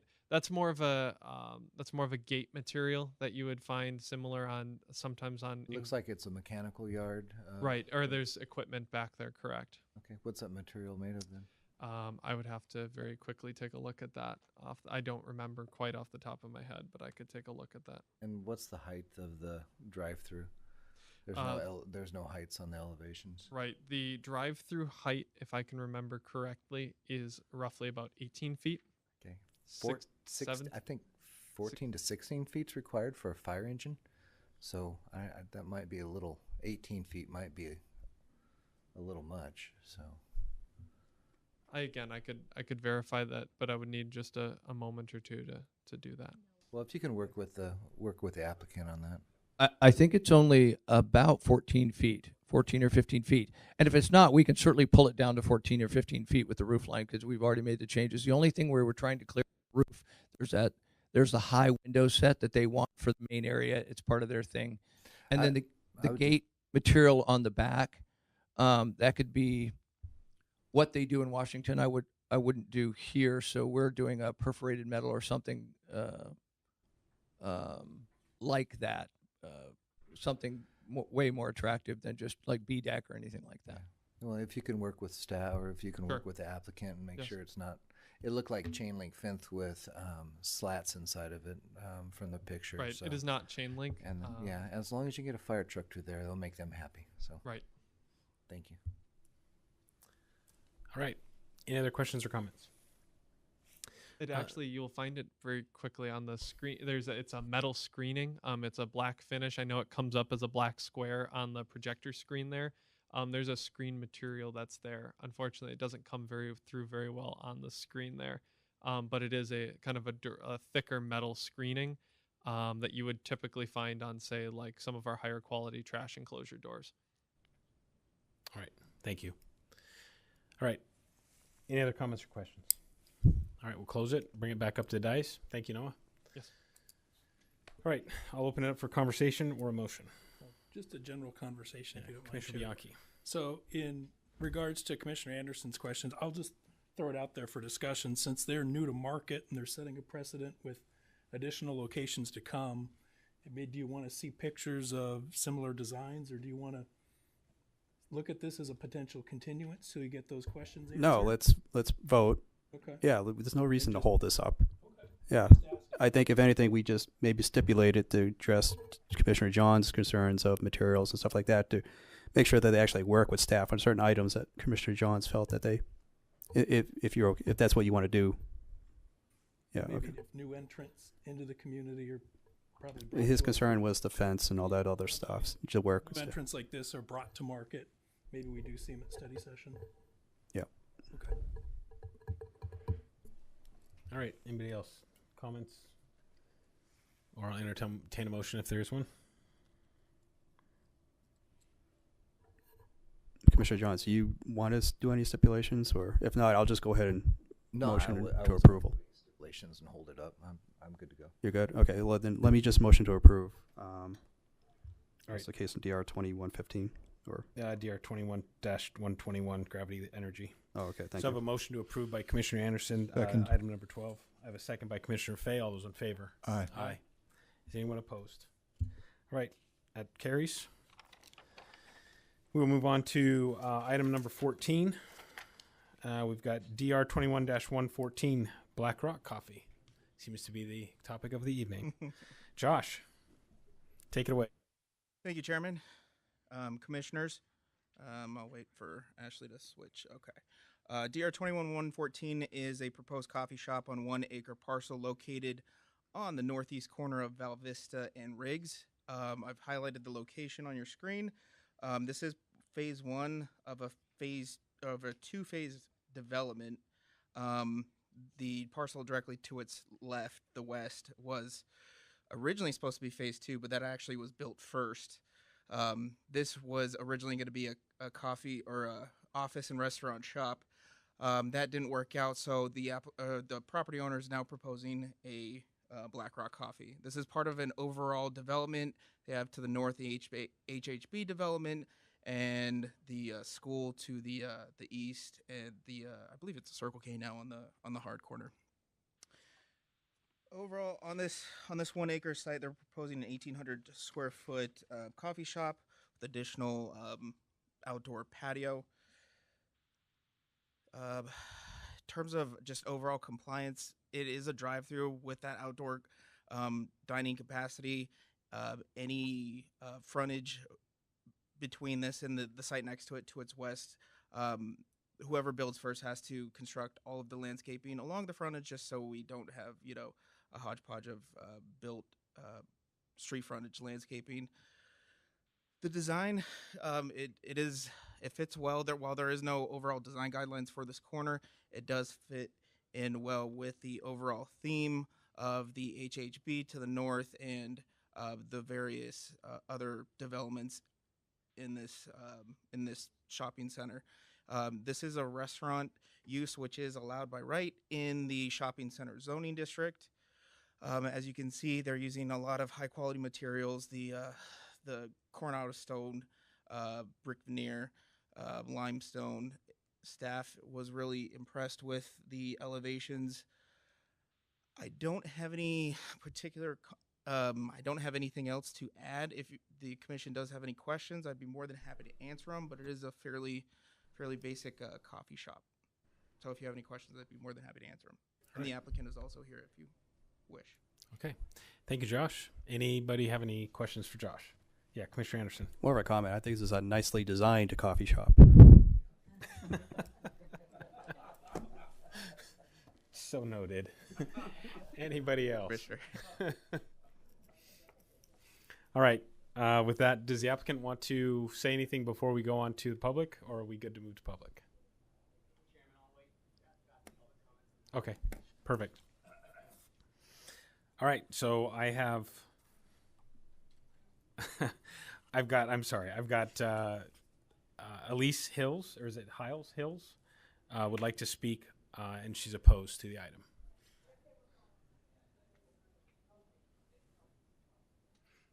Please state your name and your address, please. You were close. Elise Hillis. Do I Hillis. need to bring it down, or can you hear me?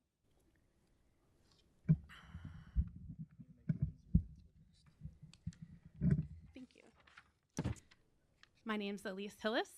I would rather not state my address for personal reasons, but I'll give you my email if you want that. I did provide it on the form. We have it. Thank you. I'm here today representing HHB Group. They were the original, well, not original, but the owners of that property before the current owner. I'm here today opposed to this project. When we sold the property to the owner, there was a restricted covenant in place that there would not be a coffee shop or a dental office put in that area. Technically, the covenant has expired, but we did ask the owner to keep with the spirit of the covenant and not put a coffee shop or a dental office there. I'd like to speak to a couple factual inaccuracies on the information that was provided. There is a current coffee shop less than 600 feet away. It is family owned and operated, and that family also owns the dental office and the salon there. We developed that entire area, and we're very proud of it. We support the schools nearby, and we have had a hard time through COVID staying open, but we made it through. And we have encountered some issues with the owner there wanting to put in opposing businesses that will hurt our businesses. Before the Black Rock, there was talks of a Dunkin' Donuts, and that would have hurt the coffee shop because they do sell breakfast items there.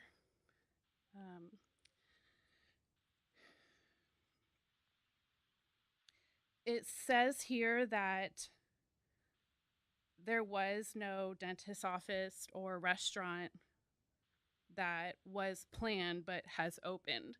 It speaks to this area as if the retail center hasn't been developed.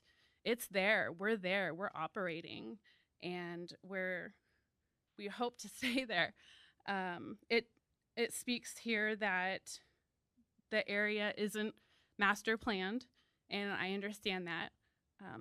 but if it was, it definitely wouldn't have two of the exact same businesses that are only going to hurt each other.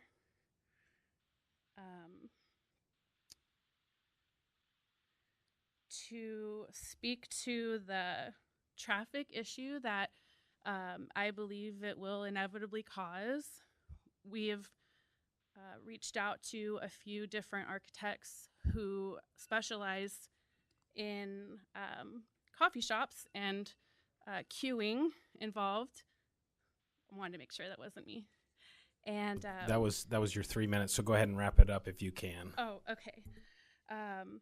There is a deceleration lane that looks like it's planned, but that will not stop.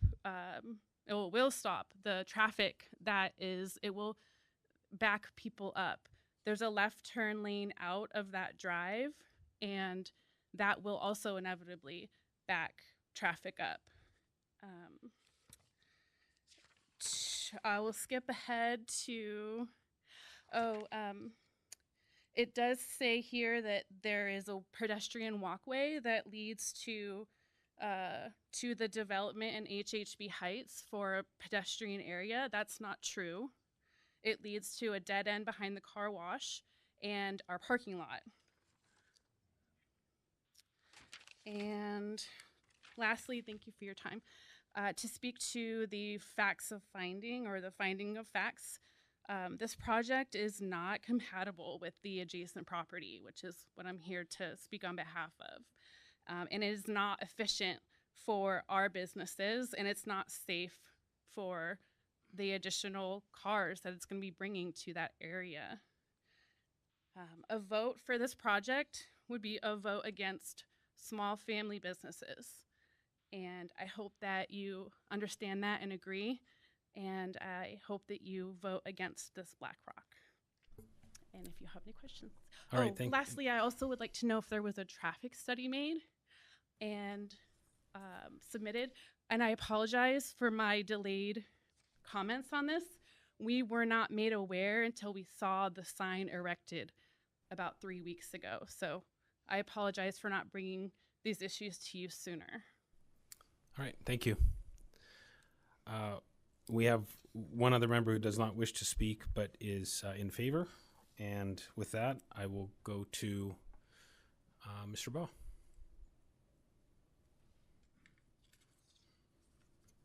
Members of the committee, Adam Baugh, 25 East Arizona Biltmore Circle. I certainly appreciate the role of somebody who develops something and sets forth maybe a vision or an expectation.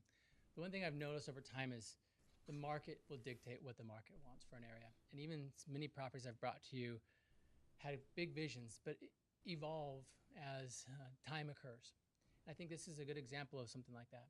The fact that maybe somebody had negotiated a deed restriction that with a horizon to expire is instructive. But at the end of the day, that's not really within the purview of this committee.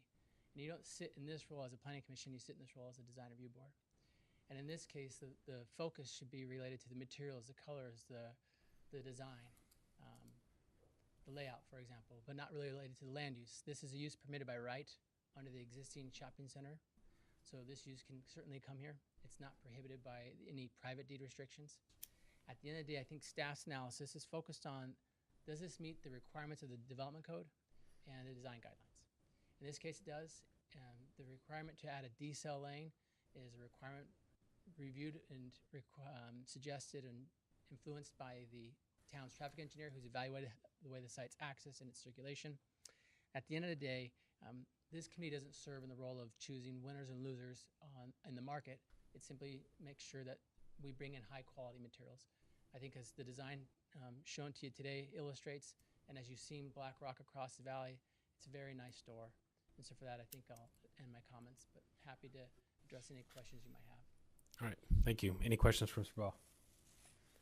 Comments? None? Any comments or questions for staff at this point before I pull it back up to the dais? No? All right, we'll go ahead and close public hearing on this. We'll bring it back up to the dais. Any comments, questions, or entertain a motion if there is one?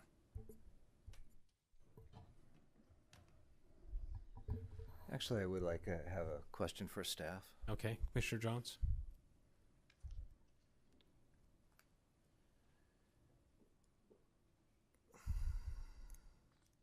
Josh. So I just want to verify with you that this is a use by right, and is there any kind of deed restrictions that is held to the town to not allow, or that should have been brought up at another time? Is there anything that basically handcuffs this project on the town's aspect? Chairman, which I want to add is in our purview. Chairman, Commissioner Johns, no, there's not. If there was a deed restriction, that's a private matter that we have no say over. The use itself, restaurant is allowed in shopping center, whether it's limited beverage service, full service, it's all allowed in the shopping center zoning district by right. No zoning ordinance that restricts it either. So as it stands, the use itself is fully allowed. I appreciate it. I know the family, they do a great job there, but yeah, I just wanted to see what the restrictions on the town is. So. All right, thank you. All right, we'll bring it back up to the dice. Go ahead, Commissioner Fay. Did you have a comment? No, I was going to make a motion. Okay, I just want to make one quick comment. I just want to make a comment kind of along those same lines with regards to where we're at and something that Mr. Boss said with regards to the item that is on the agenda tonight, and that is that it is a design review, that we're at the point right now where we're looking at the design review, obviously wanting to be compassionate to local businesses and local family-owned businesses. I am one myself, so I'm very compassionate to that, but understanding that there's also individual property rights and the ability to develop. And so we can't necessarily stand in that way if somebody wants to develop property. So I just want to make that comment. For those reasons, I would be in support of this. And at that, unless there's any other comments, I'll take a motion. Chairman, motion to approve item number 14, DR 21-114. I have a motion to approve by Commissioner Fay. Do I have a second? Second. A second by Commissioner Anderson. All those in favor?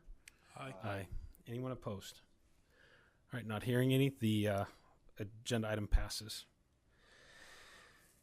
Right, with that, we'll move on to agenda item number 16 and 17, GP 21-11, the Orchard, and Z 21-17, the Orchard. So we've got a zoning and general plan, and Josh, you're up again. Chairman, Commissioners, thank you. GP 2111 and Z 2117, the Orchard. It's a proposed minor general plan amendment and rezone south of the southeast corner of Greenfield and Germain. It is directly adjacent. To the north is an approved residential project. I believe the name is Bellamy. And then to the direct west is another residential project. It is Cadiz. The applicant is proposing to change the land use designation and zoning designation on this 14-acre site from residential 0 to 1 to residential 1 to 2, and then from the existing zoning of single family 43 and single family 35 to single family 15 with the planned area development. The planned area development is quite simple. In our land development code, you're required side setbacks of 15 and 15 on both sides of the homes. They're requesting to essentially shift 5 feet from one side to the other side. So the planned area development is just requesting for side setbacks of 20 feet and 10 feet. So we still get the overall side setbacks. It just provides variation, has minimal exterior impact to surrounding properties. Here's a look of the proposed layout of the site. This is not going to be approved with it. I just wanted to give the commission a reminder of what this looked like. We did bring this and see this at study session 2 months ago, I believe. And in the neighborhood meeting, there was some comments from neighbors. I haven't received any comments for this hearing yet. But during the neighborhood meeting, there was some that were requesting, could we limit them to single-story homes? They would like a landscape buffer between the homes and the adjacent White Wing development, but that is unable to happen. Just it will create a long corridor of nothingness on this already kind of thin site. So staff recommends approval of GP 2111, Z 2117, the Orchard, with subject to the conditions listed in your staff report. And I'll be happy to answer any questions you have. All right. Are there any questions or comments for Josh?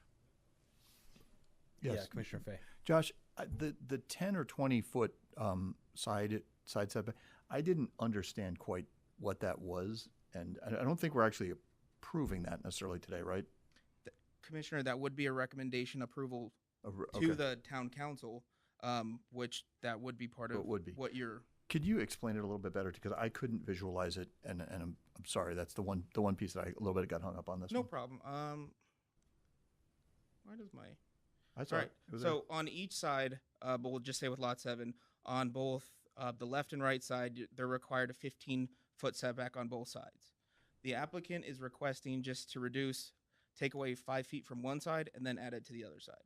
So instead of 15 and 15 on both sides of the home for a setback, it'd be 10 feet on one side, 15 or 20 feet on the other side. the houses are going to get moved around a little bit. On Yeah, they're going to be shifted left and right a little bit, just to give some variation along the street front. Is that to give some room for RV gate type parking, or is that just for I'm unsure. variation? Okay. The applicant is here; they might be able to provide additional info, but Is the intent that it'll still average 15, or is it that Correct. there'll be one that's 20 and a whole bunch of 10s?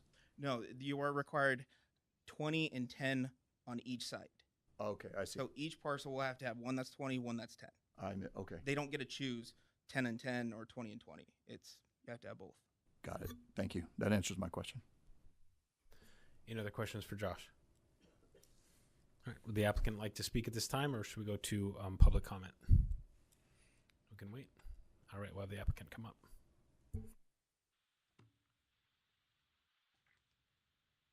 Chairman, members of the board, Jessica Sarkissian, Upfront Planning, 2733 North Power Road, Mesa, Arizona. I just defer to have the public comment and respond to that. But in regards to the setback question, the reason why is actually the whole product is side entry garages. So, right. Thanks. All right. Thank you. So we've got one member of the community that wishes to speak. So I've got Jeff Hawk. If you'd like to come up. State your name.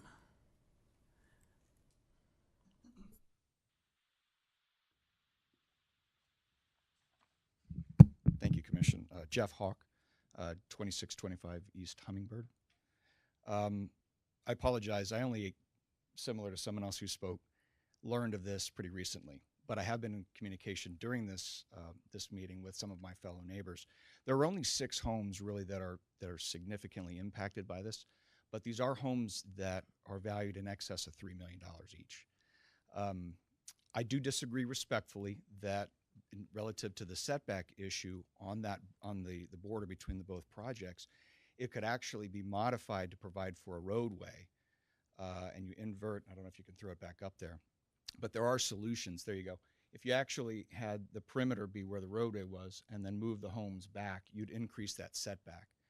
The homeowners are really hoping that you understand their concern that if there are 2-story homes approved, which just looking at this proposal is suggestive of that being allowed with the current setbacks, that could significantly diminish the value. They'd be looking right into our homes. And a lot of them, mine included, are homes where we paid extra to have these really large window 90-degree butt glass doors and whatnot, and so we would literally have people staring right into our living rooms. So I'm a developer myself. I'm not trying to stand in the way of progress, but I do think with a couple of modifications we could accommodate the needs of the neighborhoods by maybe restricting those homes that are on the perimeter to 1 story, or providing for a setback by modifying the site plan somewhat. All right. Thank you. Thank you. All right. Go ahead and have the applicant come back up.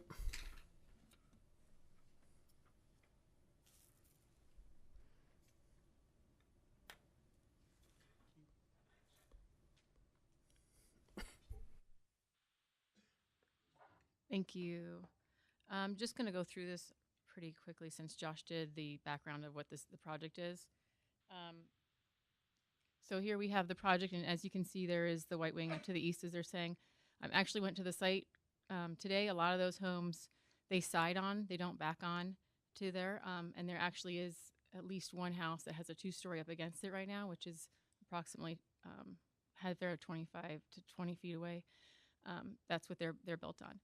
We were aware of the neighbors here, and the setbacks that we're proposing for the rear properties are 30 feet. It is the standard for the subdivision, for the zoning code, as is for White Wing and other places. And just for your information as well, the product here is a 2-story side entry garage. Let me just get through this so you can kind of see the layout in relation to the properties here.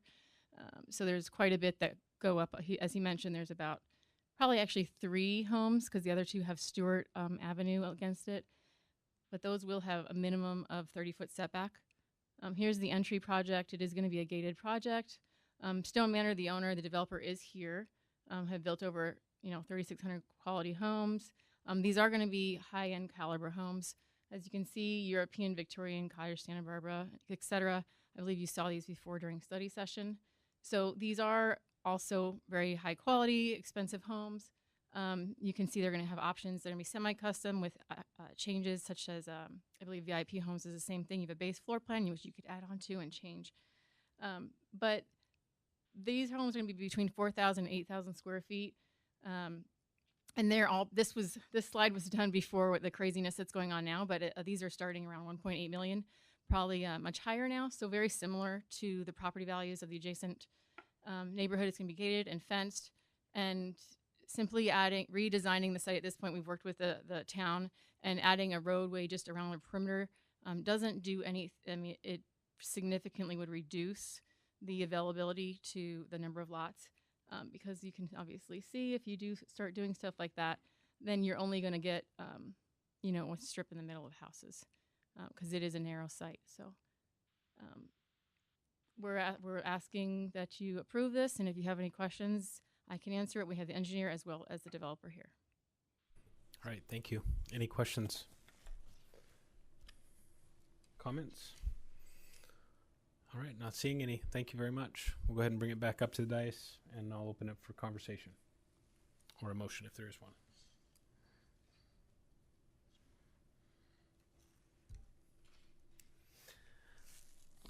No comments? Anybody? Yeah, Commissioner Bianchi. I guess as far as comments go, I mean, we saw this in study session. I don't think we had a lot of objections and our questions were answered. I think the GP and the zoning, the requests are all very reasonable. I think it's it's similar to the development that you see to the east there. I'm okay with the PAD request and the question that Commissioner Fay asked. And again, this is only a recommendation to council, but I don't have any issues with this request. All right, thank you. Any other comments? I'll go ahead and go on this one as well. I echo Commissioner Bianchi on this one. I feel like when we looked at it before, I felt like the site plan, the layout was very well done. I feel the product that they're bringing looks to be, I mean, obviously we're not looking at a design review with the product itself, but I feel like it will bring value to, in essence, a dirt lot that will more than likely help this area. So I would at this point lean towards approval of this as well. Any other comments, or I'll entertain a motion if there is one. Oh, you can go ahead and make a motion. All right, Commissioner Anderson. Move to recommend a town council approval of GP 2111 and minor general plan amendment. All right, I have a motion to approve item 16, GP 2111. Do I have a second? Second. And I have a second by Commissioner Bianchi. All those in favor? Aye. Aye. Any opposed? Not hearing any. Item 16 passes. Do I have a motion for item 17? I can continue on. For the reasons set forth in the staff report, move to recommend approval to the town council over C2117 as requested, subject to the conditions listed in the staff report. All right, we have a motion to approve by Commissioner Anderson. Do I have a second? I'll second again. Second by Commissioner Bianchi. All those in favor? Aye. Aye. Anyone opposed? Not hearing any. Item 17 passes as well. Okay, with that, we will move on to item number 19, DR 22-28, the southeast corner of Baseline and Lindsay Commercial. Noah, you are up again. Chairman, if I may, the speaker request that you have for 19 was just in opposition but did not wish to speak. That resident now does wish to speak. Okay, they do wish to speak. Yes, thank you. All right, so I have two who wish to speak at this point. Thank you.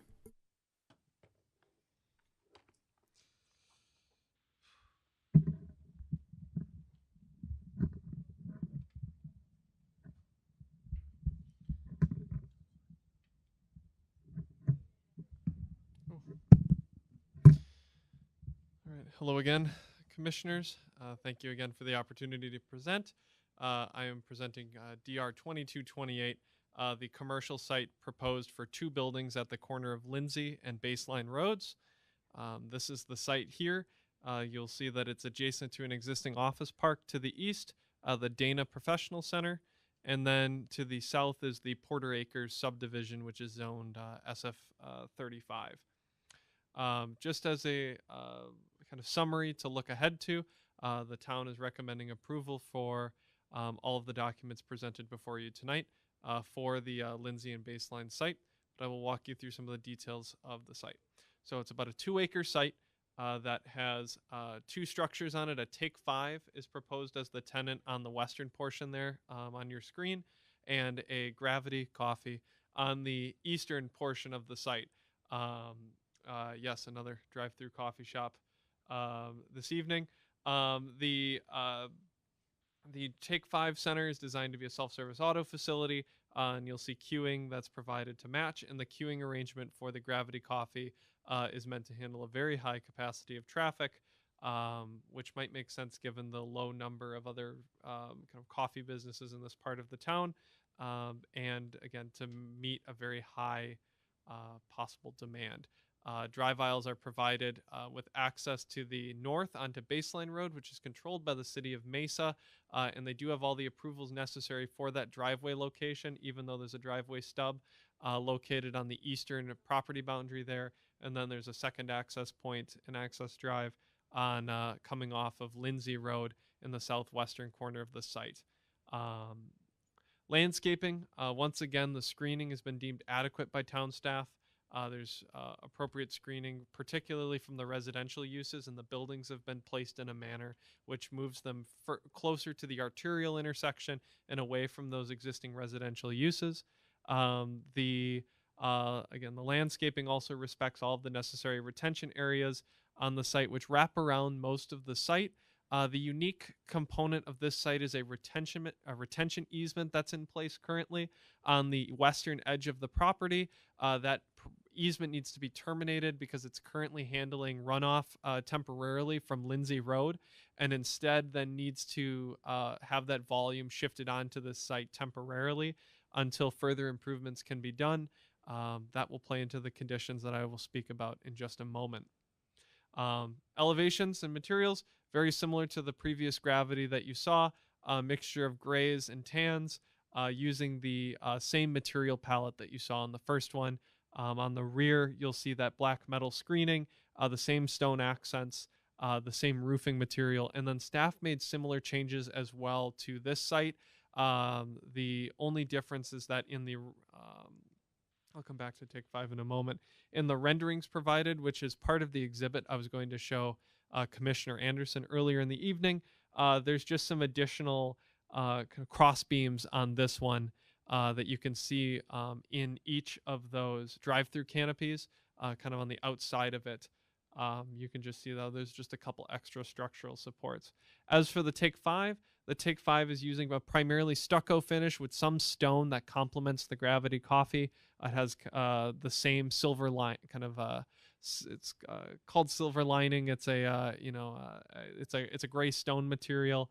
We appreciated the way in which there was cohesion between the 2 buildings, especially since both will be treated as a single master site plan, and will have a single comprehensive sign package as well. And so that is the Take 5 that is proposed for the site. Here are the floor plans. The Gravity Coffee is the same as you saw earlier in case number 12. It has about 800 square feet of employee and vendor space. And then the Take 5 has 3 vehicle stalls, and then just some basic other amenities there, an office, and a few other facilities there as well for employees. So the public notification is where there was a slight change in regards to this slide. All the postings were done as required.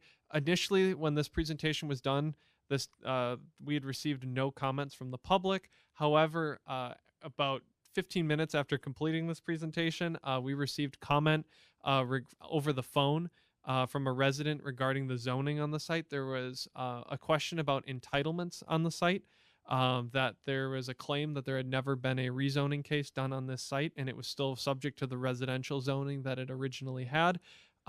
We found the entitlement case that this fell under, which was in 2005 when the original land development code was created. And the rezone was completed from R143 to general commercial, which is what the zoning category is today. So I just wanted to provide some clarity that we had communicated with that member of the public, just to clarify their concerns regarding the ability for the site to develop. So other than that, prior to this hearing, we've received no comments. So we are moving to recommend approval for DR 2228 with just a handful of conditions that are relatively minor, but I think are important to bring up to the commission. These are our boilerplate conditions, but there's a minor land division that's necessary that's currently underway and is concurrent with this application. It needs to be done prior to construction documents. The retention easement I mentioned needs to be terminated prior to any further development of the site.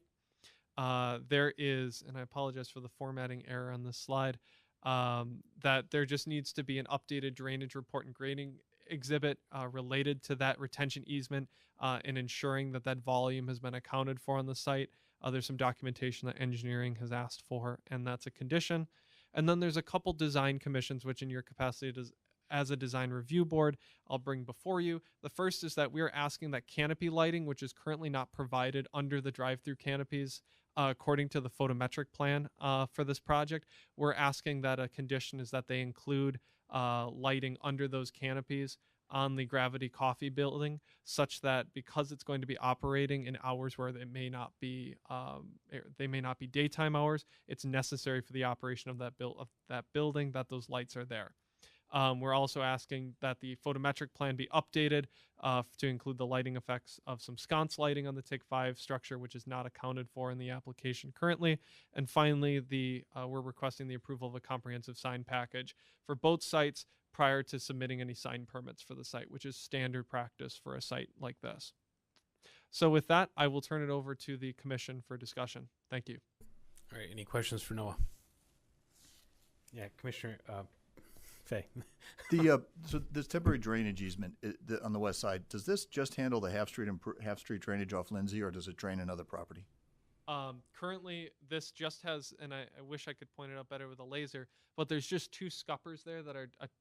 There are two scuppers that are attached directly to the street drainage there, so that is drainage for half streets currently on that site. Just for their adjacent half street. Just for the adjacent half streets.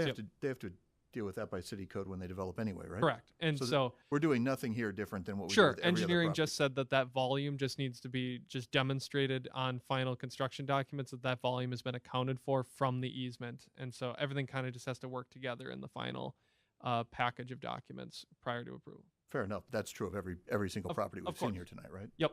Okay. But it just had to note it as necessary to document it. All right, thank you. Any other questions? All right, not seeing any. Would the applicant like to come up and give a presentation, or do you want us to go to community comments first? Okay. All right, with that, thank you, Noah. I'm going to go ahead and go to our comments. We first have Tiffany Silva. You wish to speak, and you're opposed to the...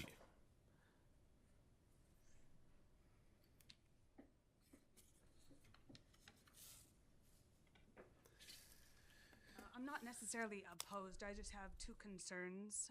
One is the entry exit on the Lindsay Road side.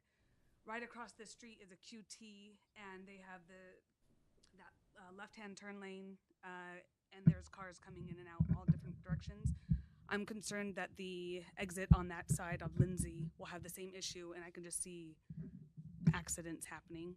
So that's a concern. My other concern was brought up when they presented earlier about the height of the buildings. You had commented on them.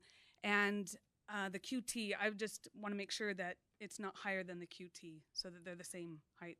I don't know if that's doable at this point, but that way we don't have something that's, again, not needed, the two-story size of a building. Anyway, those are my concerns. Thank you. All right, thank you. And then we've got Melody Reber. You'd like to speak, or you do not want to speak? Nope. Okay. All right. With that, I will go to the applicant. If the applicant would like to address some of the concerns or give a presentation.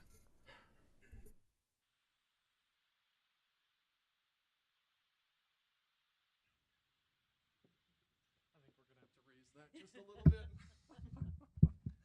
Thank you, Noah. Appreciate it. Chair, commissioners, thank you so much. Jeff Cost, 4360 East Brown Road, Mesa, Arizona, 85205. Yeah, I appreciate all the comments I've heard from staff, what staff has done in working with them.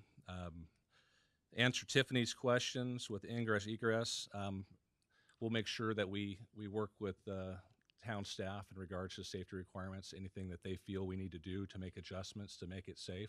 Life safety is always number one for us, so we're going to take that to heart and work with NOAA and staff and traffic and figure those things out. We do that on every project. That life safety is priority. So in regards to the building heights, I did verify our heights. If we were to pull up a slide of the elevation, Noah, that would be great. If you were to see just to give you a perspective of, I'll just walk up, the tallest tower that you see, but the bottom eave. So I'm long enough to do this.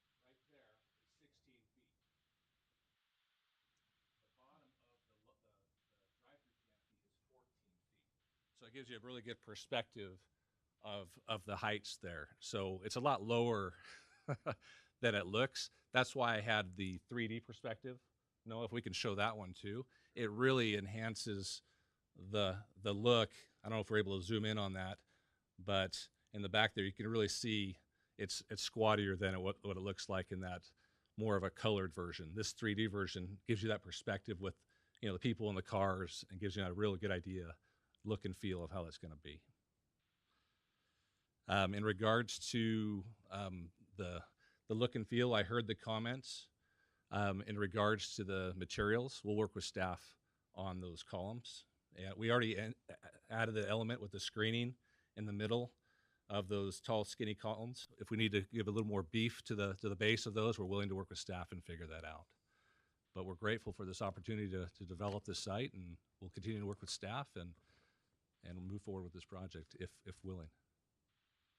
All right, thank you. Any questions or comments for the applicant? No? All right, thank you very much. Go ahead and close the public hearing and bring that up to the dais. I'm open for conversation, comments, or motion. I hope you don't mind me calling you Tiffany because I didn't get your last name, but I think she raised a good point about the access on Lindsay. Mm-hmm. This area has developed very hopscotch. The Circle K on the north side went in and had a pretty dramatic impact on traffic. The Quick Trip on the south side went in, had and sometimes I'm concerned that we get traffic studies that don't really holistically look at this stuff. I'd like to know, staff or traffic engineering, that there was a traffic study done, that it did holistically look at this. This does not look like a candidate for right in, right out. So I'd like to know that. I mean, it's worst case scenario, there could be a road improvement needed here. I don't think, my gut doesn't tell me that's the case, but I'd like to know that there was a holistic traffic study of this entire intersection done. I know that it is pertaining to doing full on street improvements. I know that this hasn't been deemed to be a candidate for that. As for the doing an entire TIA, I do not. I am not fully. Okay. Yes. What I was going to say is that I am not fully aware of the specifics of it. I know that we worked on the location of that driveway. We had a back and forth discussion about that, but I will turn that over to Clint, who is on the line from our traffic department, to talk a little bit more about the specifics of the decisions for that driveway. Sure. So I guess, yeah, I'm happy to answer that question. So, as traffic engineers, we kind of do a best job of estimating what kind of the proposed trips used.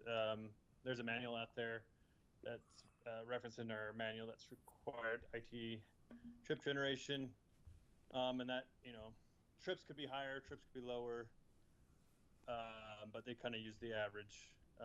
So the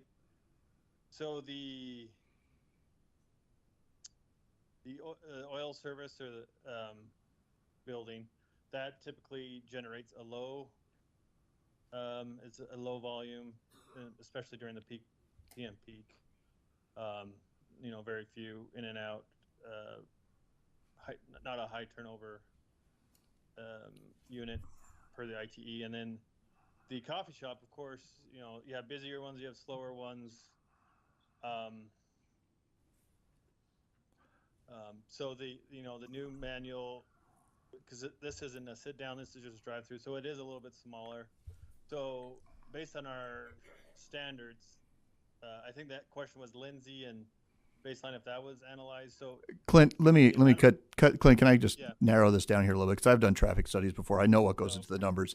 The question in my mind is, you based it off of probably existing data or modeling. Was that modeling done, or were those numbers taken before all those other uses were in? Or is this something or the modeling numbers very current? So I'm just, I guess what I'm saying is this development, so our threshold is a full traffic study was done is required if you have over 200 PM peak or AM peak hour trips. And so this one has, I'd have to go back and look, but this has less than that. Okay. So the intersection wasn't looked at. So, but a traffic statement was done to look at the access locations. And we were below the de minimis 200 that drove a full TIA. Right. Okay, that's what I'm getting at. Yeah. So we did do a traffic statement that kind of looked just at the access locations, and as you can tell, the access location on Lindsay Road was placed as far south as possible, aligning with the other full access that's already there. So yeah, and that's a good decision. I get it. And I do appreciate, because I heard when I said something about a road improvement, I heard someone over here go, oh, and I assumed that was the applicant. And I didn't think that was going to be the case. Clint, you've answered my question, so sorry to cut you off. Yeah. And then just, the baseline access is City of Mesa, and they didn't require a right turn lane, but Lindsay, we did require a right turn lane. Fair enough. Thank you. And Commissioner Fay, I just wanted to note that I did pull it up that traffic statement is on file. It was done. The applicant has stated that it was done with as current of a model as possible, and there were explicit comments here that it was designed to address access at Lindsay Decel Lane, queuing, dimensions, etc. So this was done with that drive access in mind in particular. So I just wanted to let you know as well that planning staff also has this on file. Yep. All right, thank you. Any other questions for Noah, the applicant, or traffic? No? All right, thanks, Noah. Thanks. I'll bring it up. Any conversation? Comments or a motion? I'll motion. Motion to approve DR 22-28. I'll second. All right, I've got a motion by Commissioner Anderson, a second by Commissioner Fay. All those in favor? Aye. Aye. Anyone opposed? All right, item 19 passes. Are we clear to take a quick 5-minute break before we move into the next item? Okay, we're going to go ahead and take a quick 5-minute break, and we'll be back.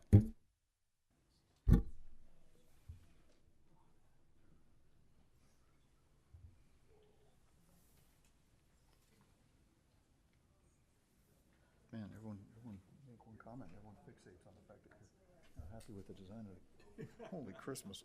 That's teaching me to make a comment. Over and over.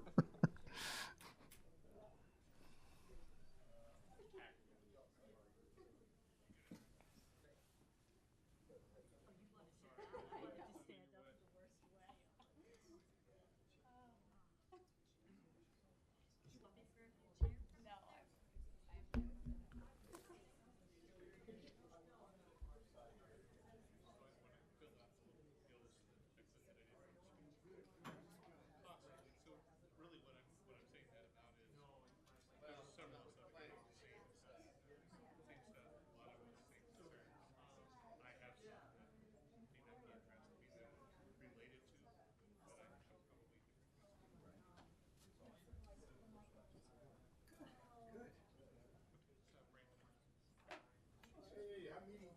nice meeting you guys. My first meeting, my first time here.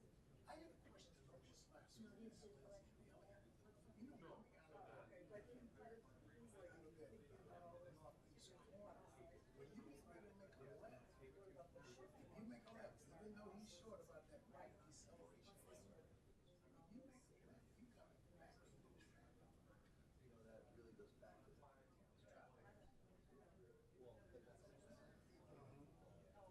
Well, the purpose of this is to so it's kind of outside Of what you got. yeah. Oh, yeah. We're not going to expertise on the traffic aspect. And I know they try to always put divider. They always try to put the driveway crossing.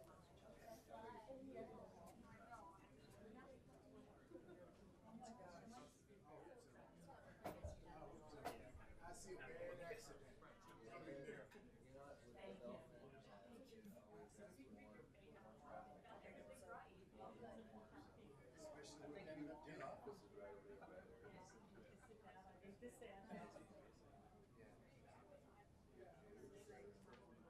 Yeah, he's the neighbor. So, I'm assuming you were too. Well, I live over in that area. So I look at the traffic and I know that when people are coming from Lindsay headed south, they can shoot across. No deceleration. Speed. Yeah, when they're coming off of, you know, yeah, I come down there sometimes, that's part of my path.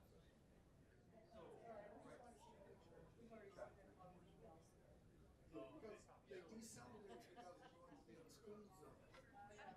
If they get out of that school zone, they speed up. I hope we don't have that. Yeah, I didn't know. No, we didn't. Okay.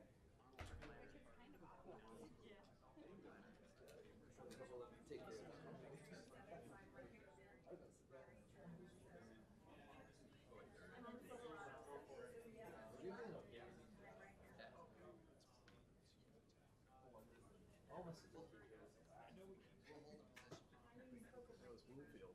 Oh, that was Bloomfield. Yeah, one before that. He always had such good comments. He's very. I was there with the vice chair. He had to take a Google. I think we had him like 5 minutes. You were on there earlier. Yeah, it was. Yeah, there was some creamy hair on that one. First time in the center seat.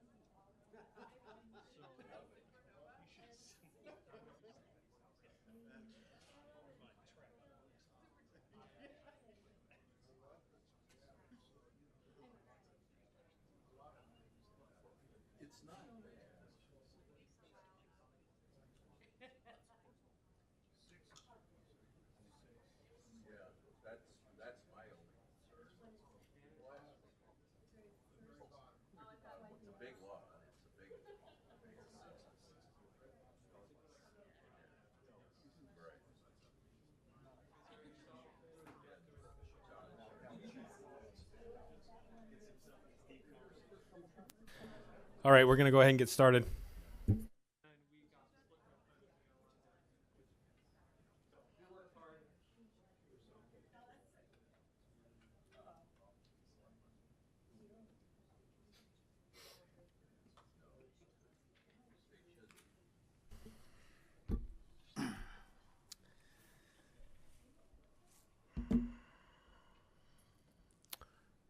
All right, Noah, you're the big winner of the evening. We've got item number 21, SR 22-01, Lindsay and Elliott.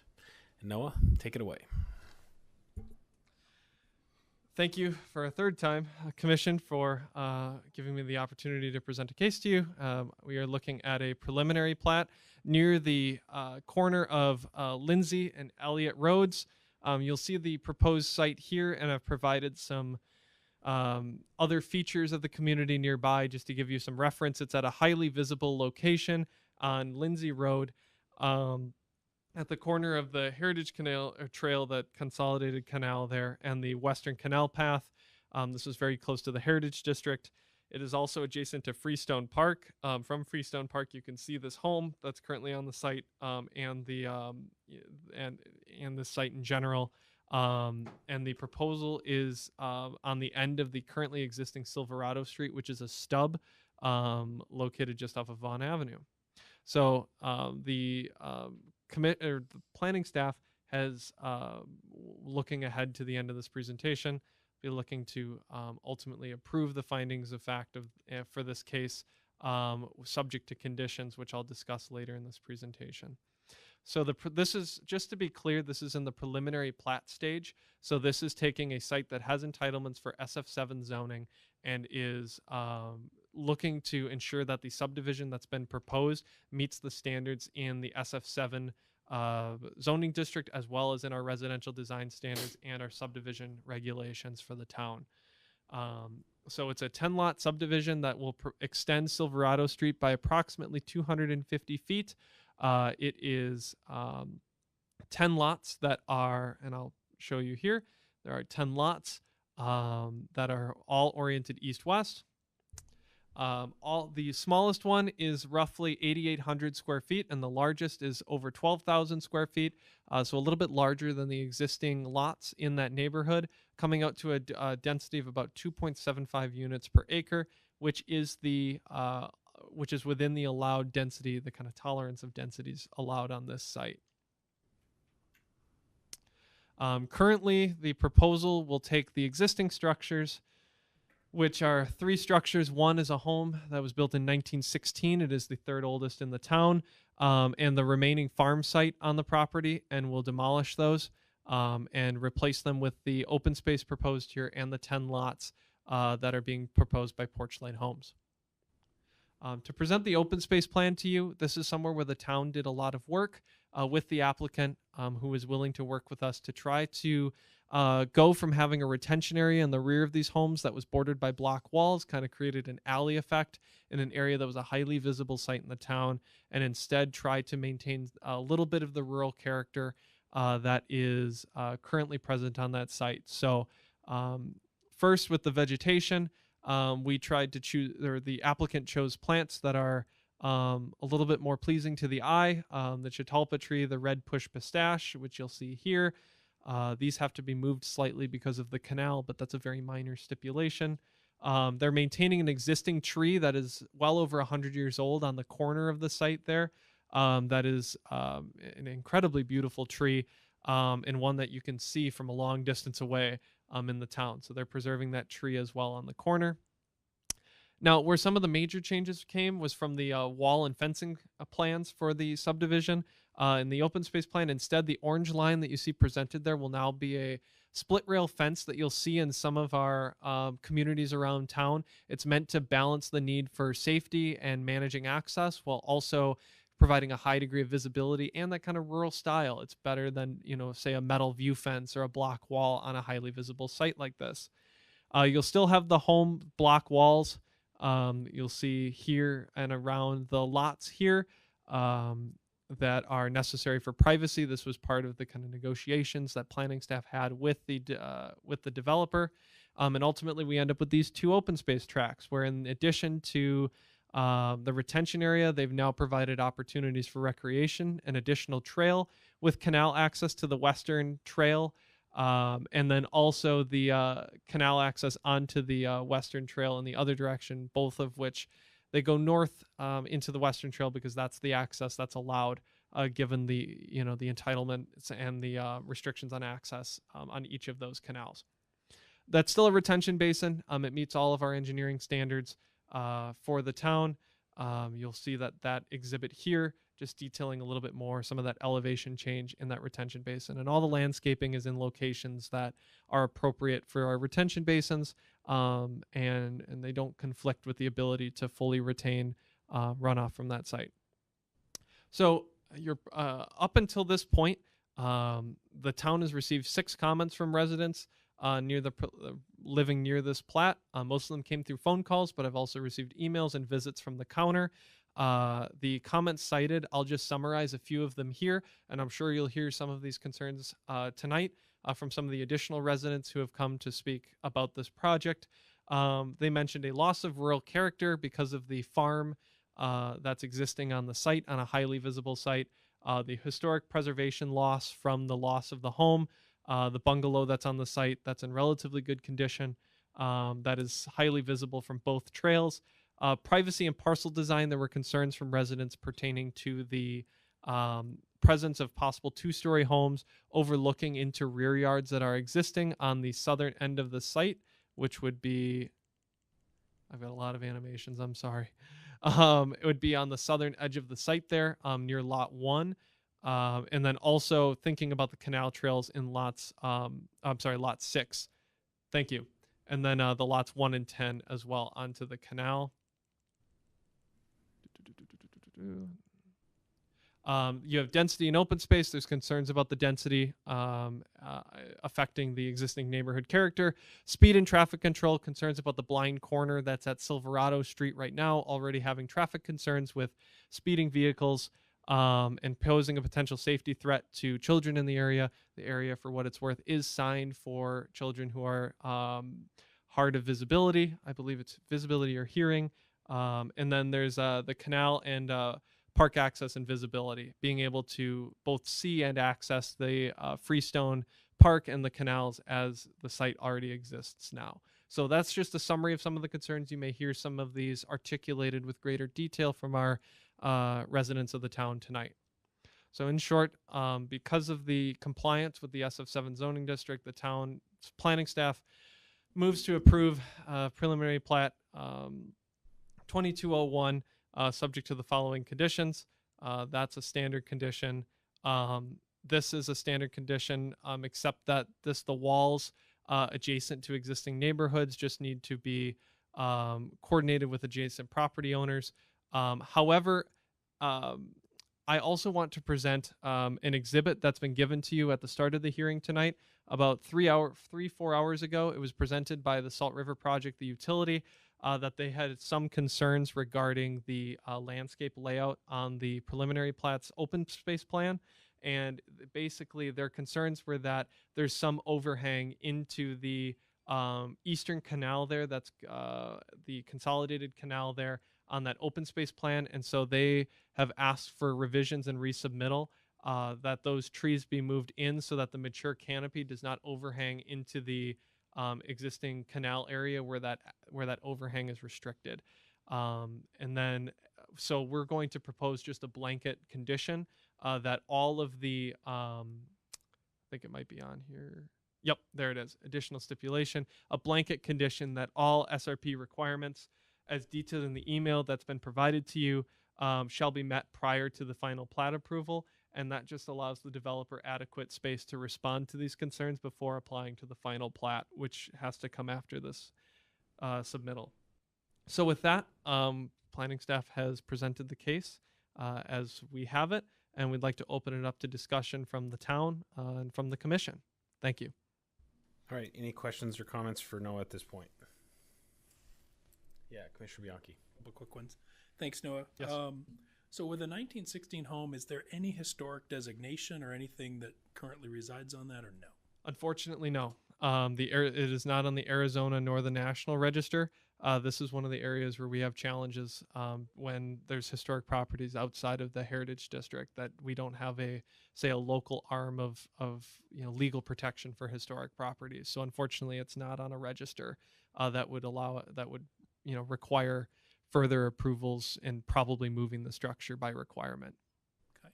And then can you confirm, so this will be non-gated and it will develop to all the town standards similar to the adjacent stone bridge? Correct. So the lots actually, if I go back to the site plan, just to provide as much detail as possible, on a.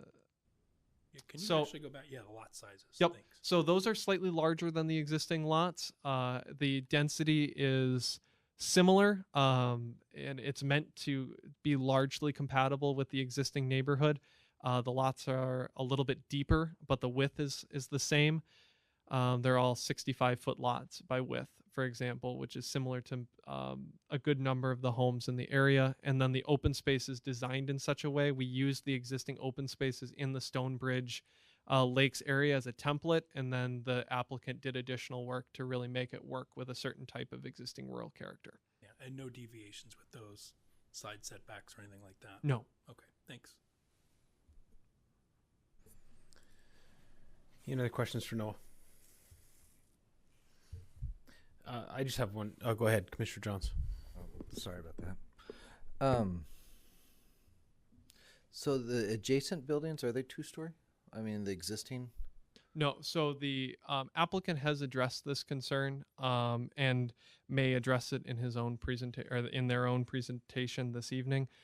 They have they've presented home concepts that have like an attic style second floor, but are not nearly as tall as say some of our full two-story products in the town. And so the applicant will probably provide more information about that, but that comment has been addressed regarding the presence of don't two-story quite understand, homes. but I guess two-story is two-story, so yeah. But my question was the existing residence along that line, are they two-story? Oh, there are existing two-story homes in the neighborhood, yes. And then how does the HOA work with that? And maybe the applicant can The answer applicant that can a little provide more information about their legal arrangement for the HOA. Okay, thank you. All right, the one question that I have, I mean, just looking at these lot sizes, SF7, we're looking at basically down to 7,000 square feet. So, I mean, considering that we would have probably some layout issues with regards to the lot, they could go higher density, but they're choosing not to here. Potentially, and this density is still in the range that's allowed in that zoning district. Okay. That's the only question I have. Any other questions for Noah? It's at the lower end, but it is still allowed. Thank you, Noah. At this time, would the applicant like to get up and address any of those questions, or do you want to go to neighborhood numbers first? Yeah, it's up to you if you want to address those two first, or if you want us to just go straight to the neighbors and go from there. Okay.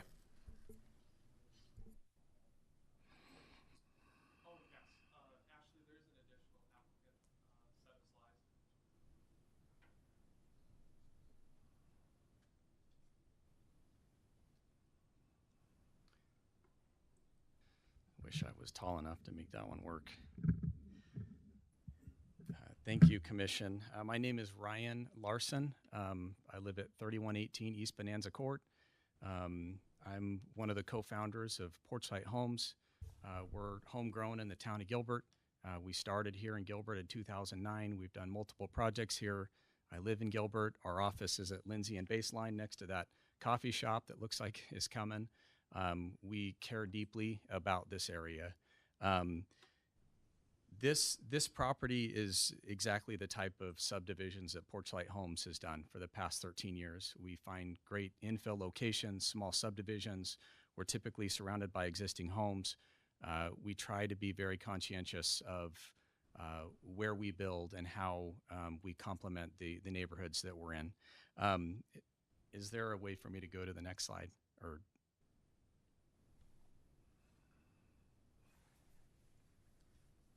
can I control that, or do you have to? Okay, sorry. Yeah, I sent a PDF, not a PowerPoint. Just a couple of things I wanted to point out really quickly.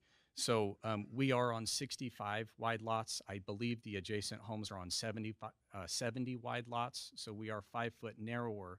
However, I think our depth is where we're providing more buffer. I think those average 110 feet deep to our west. Our average depth is 170 feet. It will allow us to provide larger rear yards to our residents and hopefully a better buffer to those neighbors. We are going to self-impose a single-story home on lot 6 because we recognize that those homes are backing to what would be our side yard, and so it's a little bit more impactful. So we're happy to self-impose a single-story home there. I've heard concerns about just pedestrian traffic and connectivity to trails. We will have 2 connections to trails, one through the open space, one through the end of the cul-de-sac. I've heard, obviously there's a lot of recreation that goes on along the canal, and so we've tried to provide a nice buffer from that trail so we don't have block walls, right up against where people are recreating. I know there's probably a ton of other questions, but I'll go ahead and sit down for now and then hopefully address any other questions at the end. That's okay. Thank you. All right. But before you sit down, any questions? I do have one. Yeah, Commissioner Fay. The access to the canal, right now there is not access through the property to the canal, That's or correct. is there along the western edge? As far as I know, there is not access to the canal through the property. It's gated. Think there is, but okay. There's not. Okay. Thank you. All right. Any other questions at this point? No. All right. Thank you. Okay. This time we're going to go to community. As you can see, I do have a little bit of stack, so I'm going to move through these. You do have 3 minutes. Please try to keep it to 3 minutes. We hear a timer. Eva will keep that. So the first I've got is Chris Walton does not wish to speak. Is that still the case? You're in favor of the project? Chris not here? All right. I have Josh Packard. You don't have whether you want to speak or not, but you're opposed to it. Did you want to speak? No? Okay. I've got Jerry Specht. You're opposed to it. Would you like to speak? Okay. I have Brandon Martinez. He's opposed to it, and he does wish to speak. Yep. Go ahead and state your name and your address for the record, please.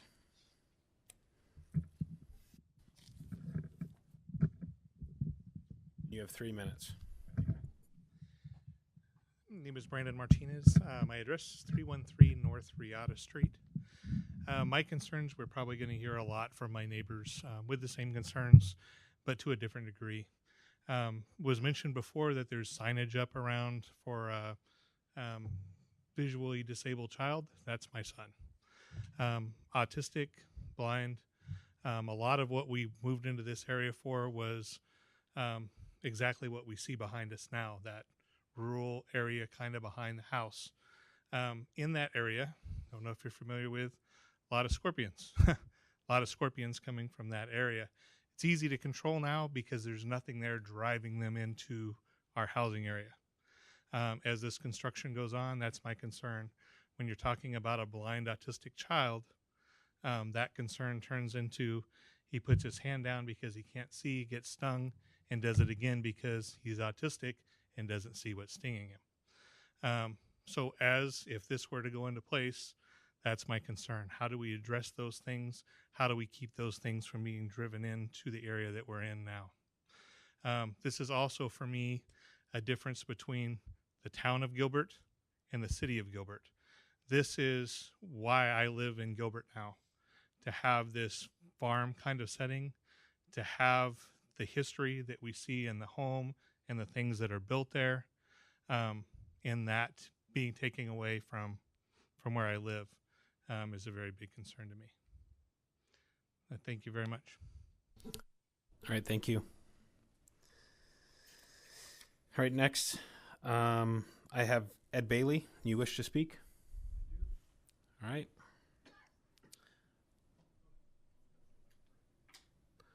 All right, and please state your name and address. You have 3 minutes. Good evening. I'm Ed Bailey. I live at 325 North Riata Street in Gilbert. The home I own is on the west side of the project. I think I have lot 4. My concern is I'm still unsure about the walls and where we're going to be placing them. The wall on our back boundary on the west side, there's several areas that have eroded and the footers are exposed. We have a slope from my fence to the flat area of this property, so there's erosion and it has to be dealt with. I'm about 7 feet high on my fence, but I know that if there's much more erosion along there without any kind of reinforcement, the fence will be damaged. So I don't know where the fence will be placed. I don't know how high it will be, but you will definitely have to deal with that footer and the soil conditions along that west side, or it's going to end up being very, very expensive in the long run. So that's my biggest concern, that we deal with that. But I'm for the property, and I think that some of our concerns have been explained tonight. And I think it'll be a good property, great for the community. But I do think there's some tweaking that needs to be done to make this thing a little bit more feasible. Thank you. All right, thank you. Next up, we have Clarence. Is it 3? And okay. All right. Okay. Okay. All right. If you'd like to speak, please come up to the mic.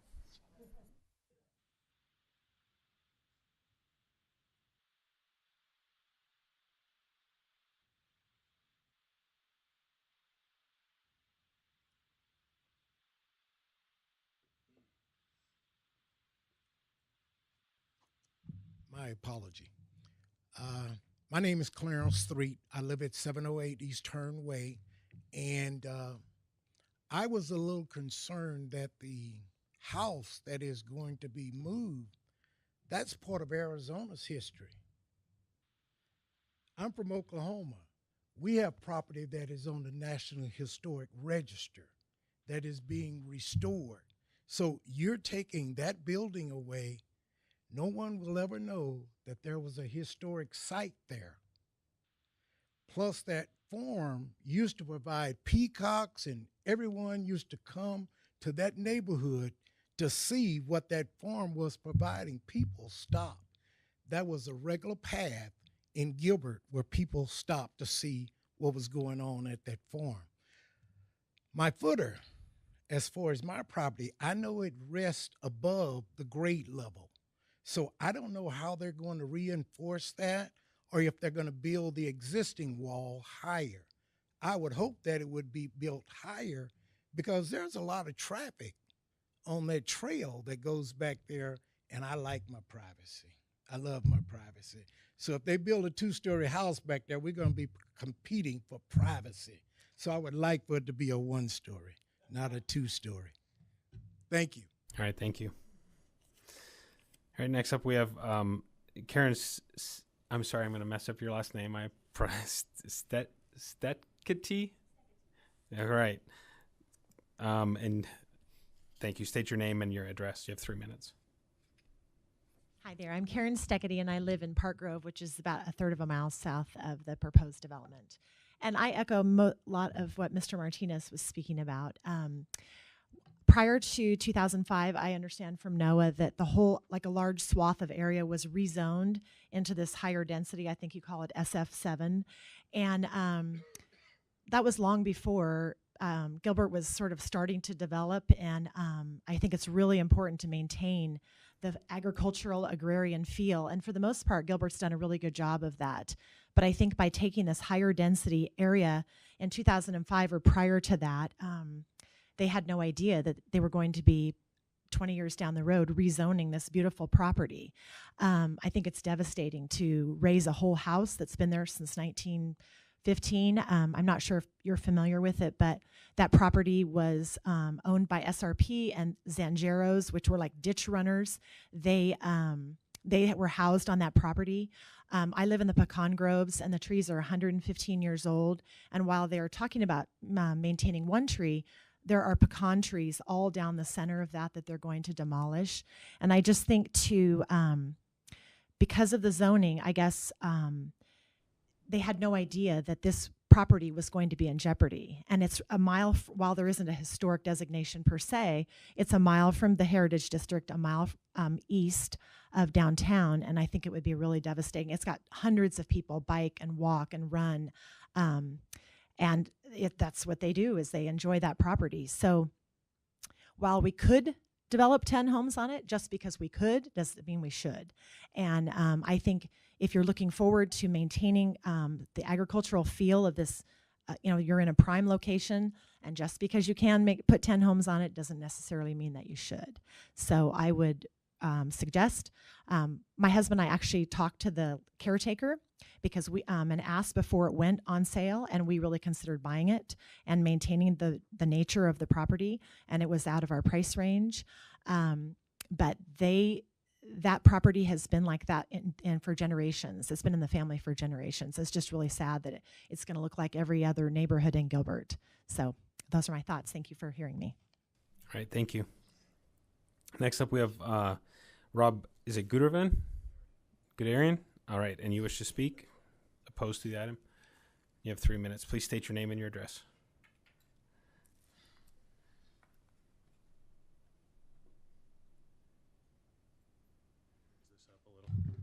Yeah, my name is Rob Guderian, and as it noted on my request to speak, I'm opposed to this project. I live at 331 North Riata Street, which is on the west side of this, right between Clarence and Ed. I've lived in that house for 21 years and a 26-year Gilbert resident, and I think that there's a few issues with this. I am generally not opposed to development. I myself have developed a few spec homes in my career as well, too, so I understand the need and the desire to develop.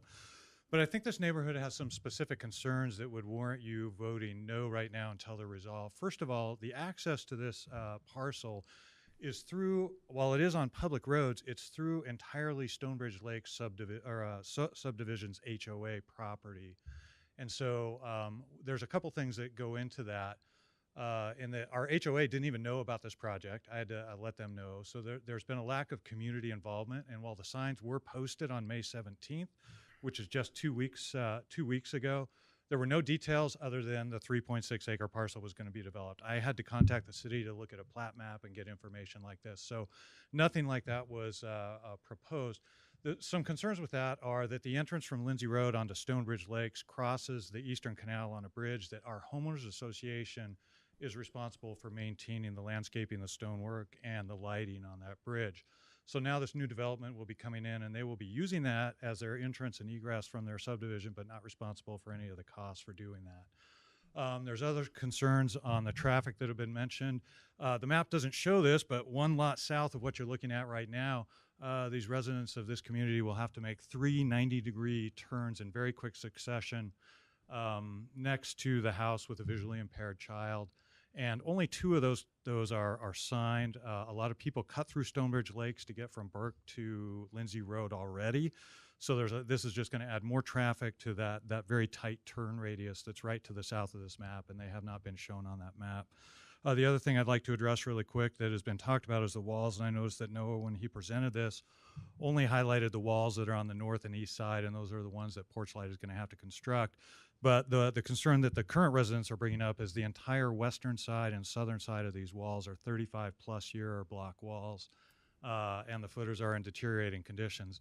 When I looked at the drainage map that was provided and the drainage plan that was provided to the commission, it wasn't entirely clear how high they're going to have to build up these pads adjacent to our back walls, possibly bringing the pad up over those footers, making my wall, which is just barely 6 feet, shorter than 6 feet if they have to build up that to meet the drainage plan. So I am concerned about that.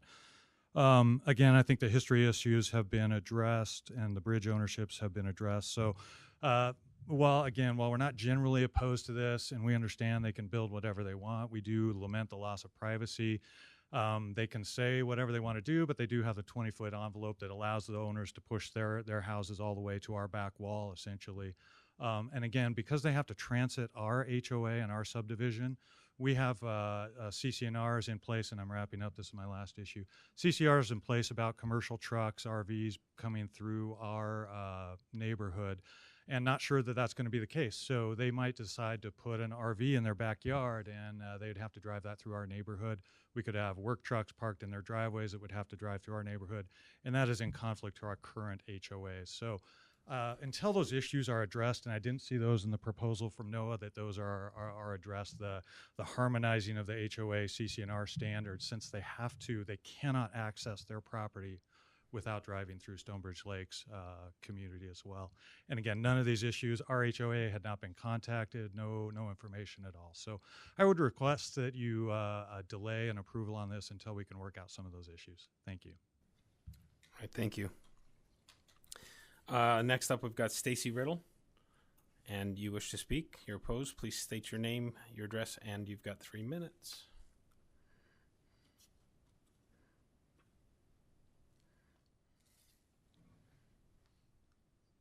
Good evening. My name is Stacy Riddle, and I'm at 307 North Silverado Street. So I'm at the very end of the street where they will be extending Silverado. And I'll just echo the concerns that have been talked about in terms of just the loss of this rural community. I bought my home. I grew up in a country setting. I bought my home because I got a little bit of that country while I was still in the town of Gilbert. I saw the animals, I fed the goats, I fed the horses, like all of like that. That's part of it. My kids enjoyed that. My grandkids enjoy that today. So now we're going to lose the dead end street. But more than that, there's the concern of the safety of my kids, my grandkids, the other kids that are on that street. We have, in addition to the visually impaired child, we have 2 other special needs children on our street. So when we talk about increasing the foot traffic to the trails and stuff, okay, well, that's great. However, it's not, because you're just going to aggravate the vehicle traffic issue. It is a very narrow street. It is a tight corner. And so, you know, when I think about if a fire truck has to get through there, it's not going to be easy for them to be able to do. We struggle with barely able to get through just on trash pickup days. So just having that much traffic trying to get into those homes there is going to create a safety concern for really all of the residents and their children. In addition to that, just in the general construction, I work from home full time. I know a number of my neighbors also do the same. So when we think about the pest, and we know there's a lot of scorpions, there's a lot of rodents, rats that are from there. So when they start digging all that up, that's just going to come right into our property. So we've got the dust, we've got the pest, we've got the noise, right? Just overall disruption while they're trying to do the development. And I respect the desire to do so, but there's still people that have to live in this community. This is our home. We've been there for a long time, and it's really unfortunate to see that there's this desire to let go of this rural property, take away what is just kind of, and I guess I feel like maybe I've just taken it for granted, but I feel like there's this huge loss for the community, not just for me, but this loss for this community of not having that really rural setting there anymore. And I think as you said, I don't remember your name, but just because we can doesn't necessarily mean that we should. And so I would just respectfully ask that you really reconsider the safety concerns. And when you think about the lives of the people that are living in and around that area, address it not just in the construction, but truly in the safety. If we are a town that is really vested in upbringing people and making sure that safety is number one, the welfare of our citizens, then you have to address that single lane, narrow road, entrance into that many more people. Think about emergency vehicles. It's a hazard waiting to happen, and I would really hate to see for a child to be hurt on that road because there's just too much traffic and the roadway's not wide enough. That's all I have. Thank you. All right, thank you. And next up, we've got Herb Selby. You wish to speak? And it doesn't say if you're opposed or for. I'm opposed. All right, please state your... All right, when you get to the mic, please state your name and your address. You've got 3 minutes.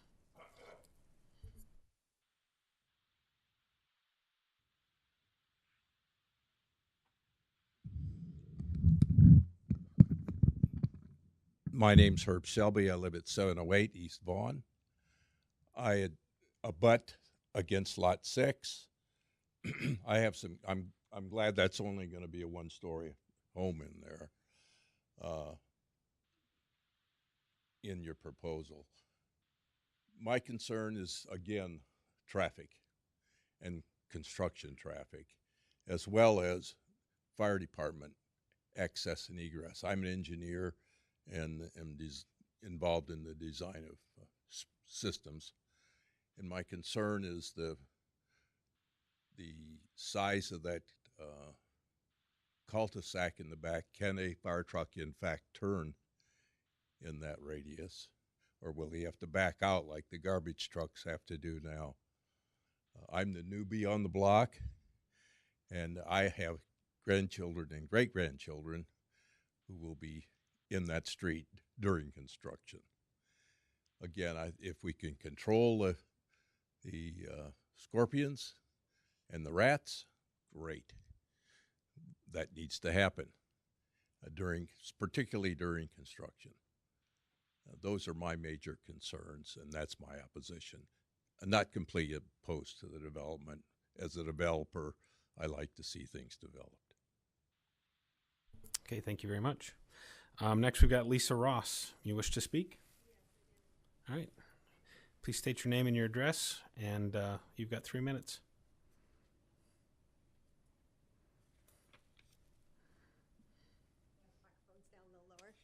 My name is Lisa Ross. I'm at 313 East Vaughn Avenue, and I've lived in Stonebridge Lakes for going on about 28 years. I'm not opposed to developments when they're done in cooperation with the residents around them. I do take a little bit of offense that I was hit with this about a week and a half ago. I wish the developer would have contacted Trestle Management, the management company, or the board, the HOA, and worked with us. We could have resolved maybe a lot of these issues ahead of time. I'm echoing a lot of the concerns that were already brought up here. You know, the traffic is a huge issue. The height of the walls, the pest control, the construction. Our development a few years ago, finally, the town of Gilbert came in and redid our streets, where they excavated and redid the streets. We waited forever to get those streets done. Now we're going to have a lot of construction traffic coming through those streets. You know, the heavy trucks, they're going to deteriorate the street. What condition is the street going to be left in? Also, the new, these new homes that are up there, if they go through, the subdivision goes through, what are the restrictions on like having an Airbnb back there? That would be not good to our residential way of life. Also, you know, are they going to allow any work trucks, large work trucks, to be taken home? They're going to be traveling on our streets as well. Basically, all my other concerns were brought about by other homeowners here. But I wish that you would hold off voting on this project until some of these concerns are worked out and met. And we'll go from there. I also been down there when they had the peacocks there.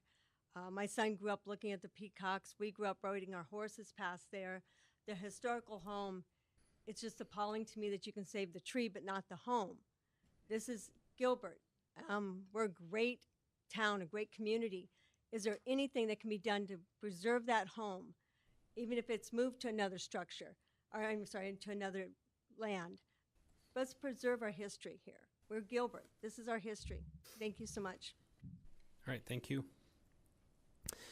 And it looks like last we've got Ryan Larson. Do you wish to speak still?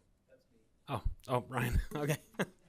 All right. Well, Mr. Larson, would you like to get up and respond to some of the questions? And sorry about that. Okay. There's some of the concerns, honestly, I just don't know how to address rats and scorpions and things. I don't know how to control those during construction. Construction is a difficult time. I fully recognize that. It's not permanent, but like I mentioned to a neighbor, when my home was built, when everybody's homes was built, somebody had to deal with it, and it's not fun. Obviously, the wall along the west side of through lots 1 through 6 is a concern, and I'd love to talk to each one of those homeowners individually. Our intent is to have a 6-foot block wall there. There's an existing wall. To the extent it's in good condition, it would remain in place. If it needs to be replaced or repaired, that would be our responsibility. As far as the HOA goes, we're not proposing to annex into the into the Stonebridge HOA. You know, the streets are public right of way. So in terms of, you know, access and things like that, they're public right of way. So I don't know. I guess I wasn't aware that the stone was the responsibility of the HOA.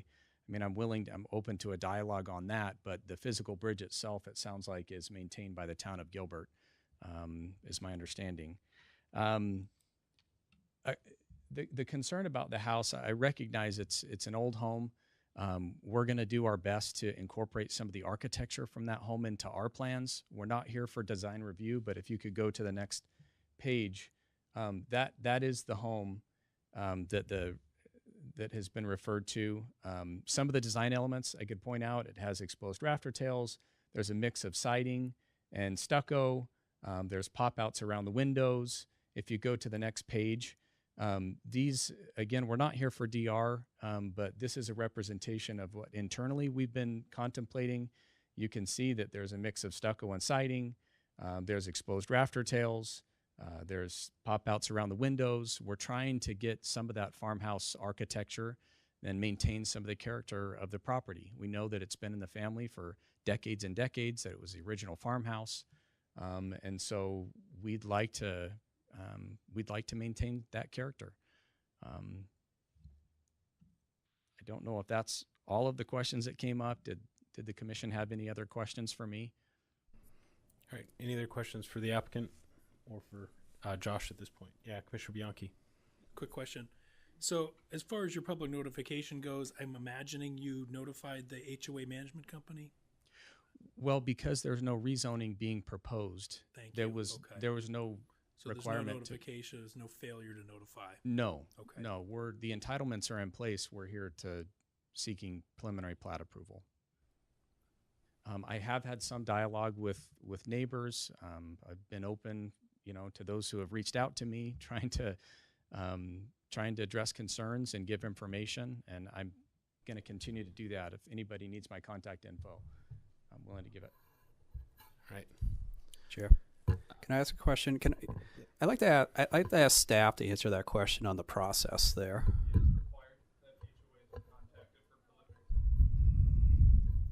Thank you. In 626D neighborhood notice, there is a stipulation that for preliminary subdivision plats, that property owners within 300 feet of the property being proposed and homeowners associations within 1,000 feet, as well as neighborhood associations within 1,000 feet, have to be notified prior to the hearing date. So that's mailing. That's 15 mailings. days.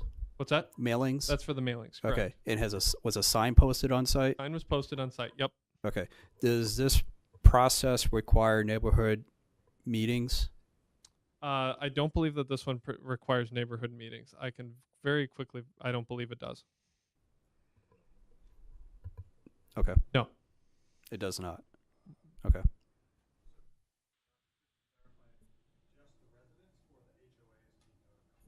For a preliminary subdivision plat, there is the property owners within 300 feet and the HOAs and neighborhood associations within 1,000 feet have to be notified.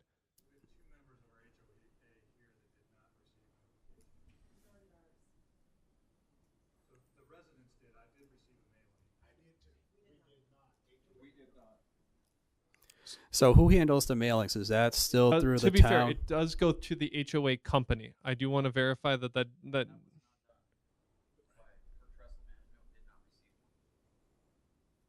they not notify the? So, who handles the mailings? Is it staff that handles the mailings, or is it Mailings the is applicant? done by the applicant.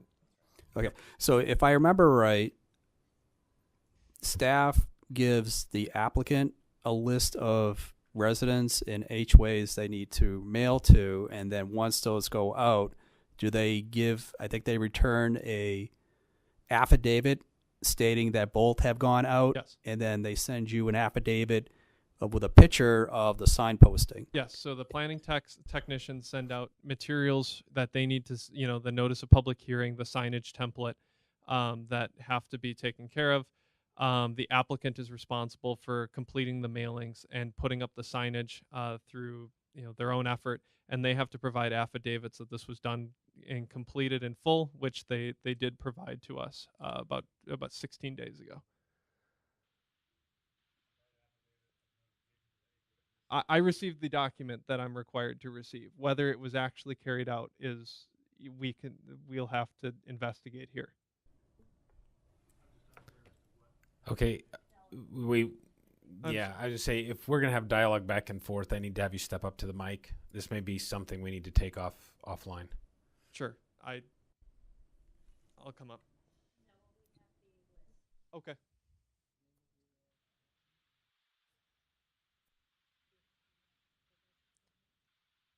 I can grab it.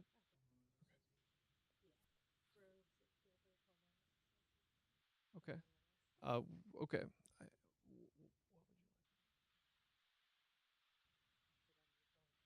Oh, I'm sorry. So is that the? This is the list. You can take this and ask. My apologies. So on the mailing list for HOAs within 1,000 feet, commissioners, and I'm gonna try to switch around here. Okay, so I have addresses on this mailing list for the Groves of Gilbert Homeowners Association, Low Estates Homeowners Association, Park Grove Estates Homeowners Association, Sierra Springs Homeowners Association, and Stonebridge Lakes Homeowners Association. And I have various parcels that are included related to the Stonebridge Lakes Association, which I think is the one that's in question here. So according to the mailing list that they provided, at the very least, these are the associations are included. Are the mailings sent certified mail so there's record that it was delivered to the addressee? Or is it just you put it in an envelope, like a stamp, slap it on, and hope that it gets to its destination? Our mailings are sent first class mail, and then we receive an affidavit from the applicant with the list of the addresses they went to. Okay.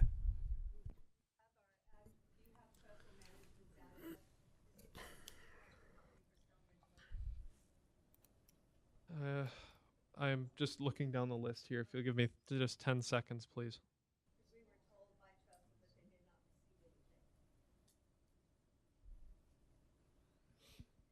And again, if anybody needs to speak, please come to the microphone as the meeting is being recorded and the minute taker is not in the room and they need to capture everything that is discussed. Thank you. I do not see trestle management on the mailing list. I do see, again, the associations and the parcels related to the Stonebridge Lakes Association. I don't see the trestle management that's in question on this mailing list. And is trestle management the homeowners association, the management company for that homeowners association? Okay. It appears that the parcel numbers, there's a variety of them. I don't know if those are just the addresses of tracts that are related to the Stonebridge Lakes Association. It has a P.O. box in Tempe. Noah, Chairman, the list is generated using the Maricopa County tax Correct. records, so the management company would not be on the tax record. That goes to the homeowners. Understood. Okay. Any other questions or comments for Noah or the applicant at this time?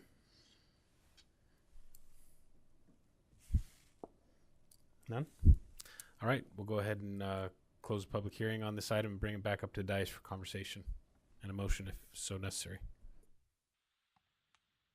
Anybody want to start us off?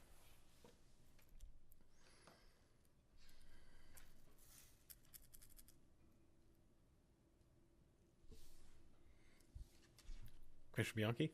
Well, I guess, so we've established we don't have a posting or notification error, right? So everything's met in that regard. So, I think when we look back and we hear the concerns from the neighbors and so forth, it's not a registered historical site. We're not a historic preservation board.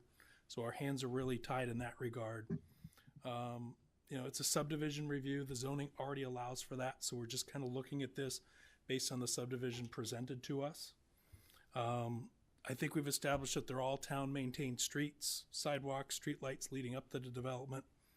I think overall, I think the property owner is selling and developing within the SF7 zoning. The general plan designation, they're providing larger lot sizes than are even required. They're allowing the connections to the trail and open space. Based on what I've seen tonight, I'm okay with the plat as presented. With the deeper lots that they're giving you, my hope with the applicant is that those house footprints are actually moved closer to Silverado to the street to provide more buffer to the residential behind you. The caveat being, if you go single story, those footprints can tend to get a little larger closer to the back wall. So when you step to only single story, you just have to understand that the housing footprint gets a little larger in that. So I think with the lot depths, that's probably one of the considerations I'd like to see once you get towards that. But based off that, I don't see any reason to not approve this as a preliminary plat.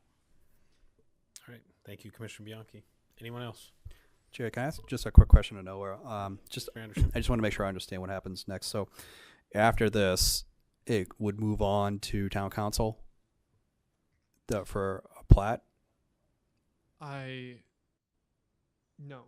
Not for a preliminary plat. Okay, so right, just the final plat. The final plat actually is technically an engineering review. Okay. And then ultimately, right, that final plat, it ultimately gets forwarded to town council. Okay, so the next thing that would come, if we were to see this project again, the next one would be the DR case. Right, there would, correct, but I believe it would be standard plans. Standard plans, right? It would be still be on your we wouldn't see it. It would still be in your guys' court. Yes. Okay. Yep. So that would be standard plans. So Porch Light would then submit a set of standard plans that would meet all of our standards for residential design. Okay. Thank you. Mm-hmm. All right. Thank you. Anybody else? Sure. Commissioner Fay? There were two comments of the comment that really resonated with me. That most of them, I'm sorry, it's a matter of, yeah, I get it. It's historically, they are city streets and things. Ryan, you homed in on the two already that resonated with me. Although one of them about the scorpions in construction, I have dealt with that before. You can too. It just means you. The construction firm's going to know better. They deal with this periodically. You have to probably pay a little bit for them to spray the heck out of the area and put in a vapor barrier, essentially a temporary vapor barrier and stuff. But if they know to be on guard for it, and if that's something that we're sympathetic to, I mean, long term there might be a giant nest here that we need to. But in terms of the construction disturbance, it's rattlesnakes too. It's a legitimate concern, but the construction companies can deal with that if you're open to it. And the roads are city roads. In fact, I think I actually heard the roads are typically designed for 25-year life. Sometimes we obviously stretch that. It sounds like they were recently replaced too, but they're all city right-of-way. The only piece that kind of threw me a little bit is Mr. Guderian's point about that the HOA is responsible for the maintenance of the bridge. That's kind of a new one to me. I've heard of the maintenance of the landscaping, the maintenance of the bridge, by the way, is not the only way into this. You've got the Burke side but I mean, I think realistically you will have people coming in over that bridge, and I don't know actually I assume that what it really means is that the HOA just signed on to being responsible for that bridge, and they just need to eat it. But I've never dealt with that one situation before, and I don't know what that means. It sounds like Ryan homed in on that one too, but it doesn't sound like you knew any better how to address it than I did. Commissioner Fay, it is an interesting scenario that we have here, given that the bridge, while again, like the road surface, for example, follows town standards, things like that, the bridge itself does have specialty improvements that kind of match the theme of the neighborhood and are maintained by the HOA. It does present kind of a unique case where the HOA doesn't have a clearly defined role to, move this development, for example, even though it's their improvements that, may be affected, for example, or may be taken use of by residents of this subdivision. Yeah, I mean, I think it's an interesting probably case. The answer is unfortunate. I mean, there's nothing to stop me from using it tonight on the way home. Sure. I mean, other than the fact I have no reason to go by there on the way home. But other than that, there's nothing to stop me from using it. The only thing would be stipulations if, for example, the CCRs dictated that if you were on their parks, for example, you were trespassing. That would be the only thing that would be the difference. Yeah, and that obviously wouldn't apply Right, here. that, So that doesn't apply here. I'm not sure how to resolve that. Other than that kind of squint, I see no reason not to approve this as it's written. All right, thank you. Anybody else have comments? I'll just make a comment. The one thing that actually stuck with me, I mean, I completely empathize with the historic piece of this and the emotional attachment to the piece of property and the growing up and the generations. You know, unfortunately, we are at a point where land is looking to be developed, and we are at a point where there is less and less land in Gilbert. Does that mean we need to develop every piece of land? No, not necessarily, but if a landowner wants to develop it, that's within their purview to do so. So it's up to us to kind of take a look at what is it that's going to be developed there. And I give kudos to the landowner at this, or the developer at this point, with regards to the number of parcels that they're looking to put in there. It looks to me that it's the right number. I mean, could they go and do 8 versus 10? Sure, possibly. But I think that this looks like a good compromise. The one piece where I do have a little bit of hesitation is with regards to the HOA piece and working with the HOA. I mean, we're tucking a piece back in a landlocked parcel, which there's not much else you could do with it other than leave it a dirt lot, which I don't necessarily see as an option, obviously, here, because the developer wants to develop it, the landowner wants to develop it. So I guess from my perspective, I would think, you know, work with the HOA, be a gentleman recommendation, but I don't necessarily see a reason as far as what this plot looks like, what the intent is of it, to a reason to deny this request. I feel like it is a good request. It is a good use of this piece of land. Unfortunately, yes, there is a building on the property that's been there for quite some time and has some historical reference to it. But Commissioner Simon, if I can also just add from the planning staff's perspective, with myself and with the planning manager, Ava Kutro, we did everything we could within our legal capabilities to explore what we could do with the home. We contacted the Historical Society. We managed the public comments related to the potential, bid on the property, for example, and we made the developer aware that those comments existed. We explored ways that any means possible that we could potentially save it. I spent time this weekend as well working, trying to find any way. And unfortunately, the planning staff has also exhausted its means, and it hears planning staff understands what the commission is saying as well. But we did want to say that there was a great deal of effort put into that to find if there was any way that, outside, the developer ultimately will make the decision about the fate of that home. Appreciate that. All right. Any other comments or questions? One question. Noah, in the staff report, is there anything in here that states that Lot 6 will be restricted to 1 story? It's not, town staff can't stipulate that as in the preliminary plat stage as a condition of approval. That has to be done by developer discretion, okay, which the developer has agreed to do. Okay. And we'll look at that in the standard plan approval ultimately. Okay. Any other discussion? All right. We have a closed public hearing with no other discussion. I'll entertain a motion if there is one.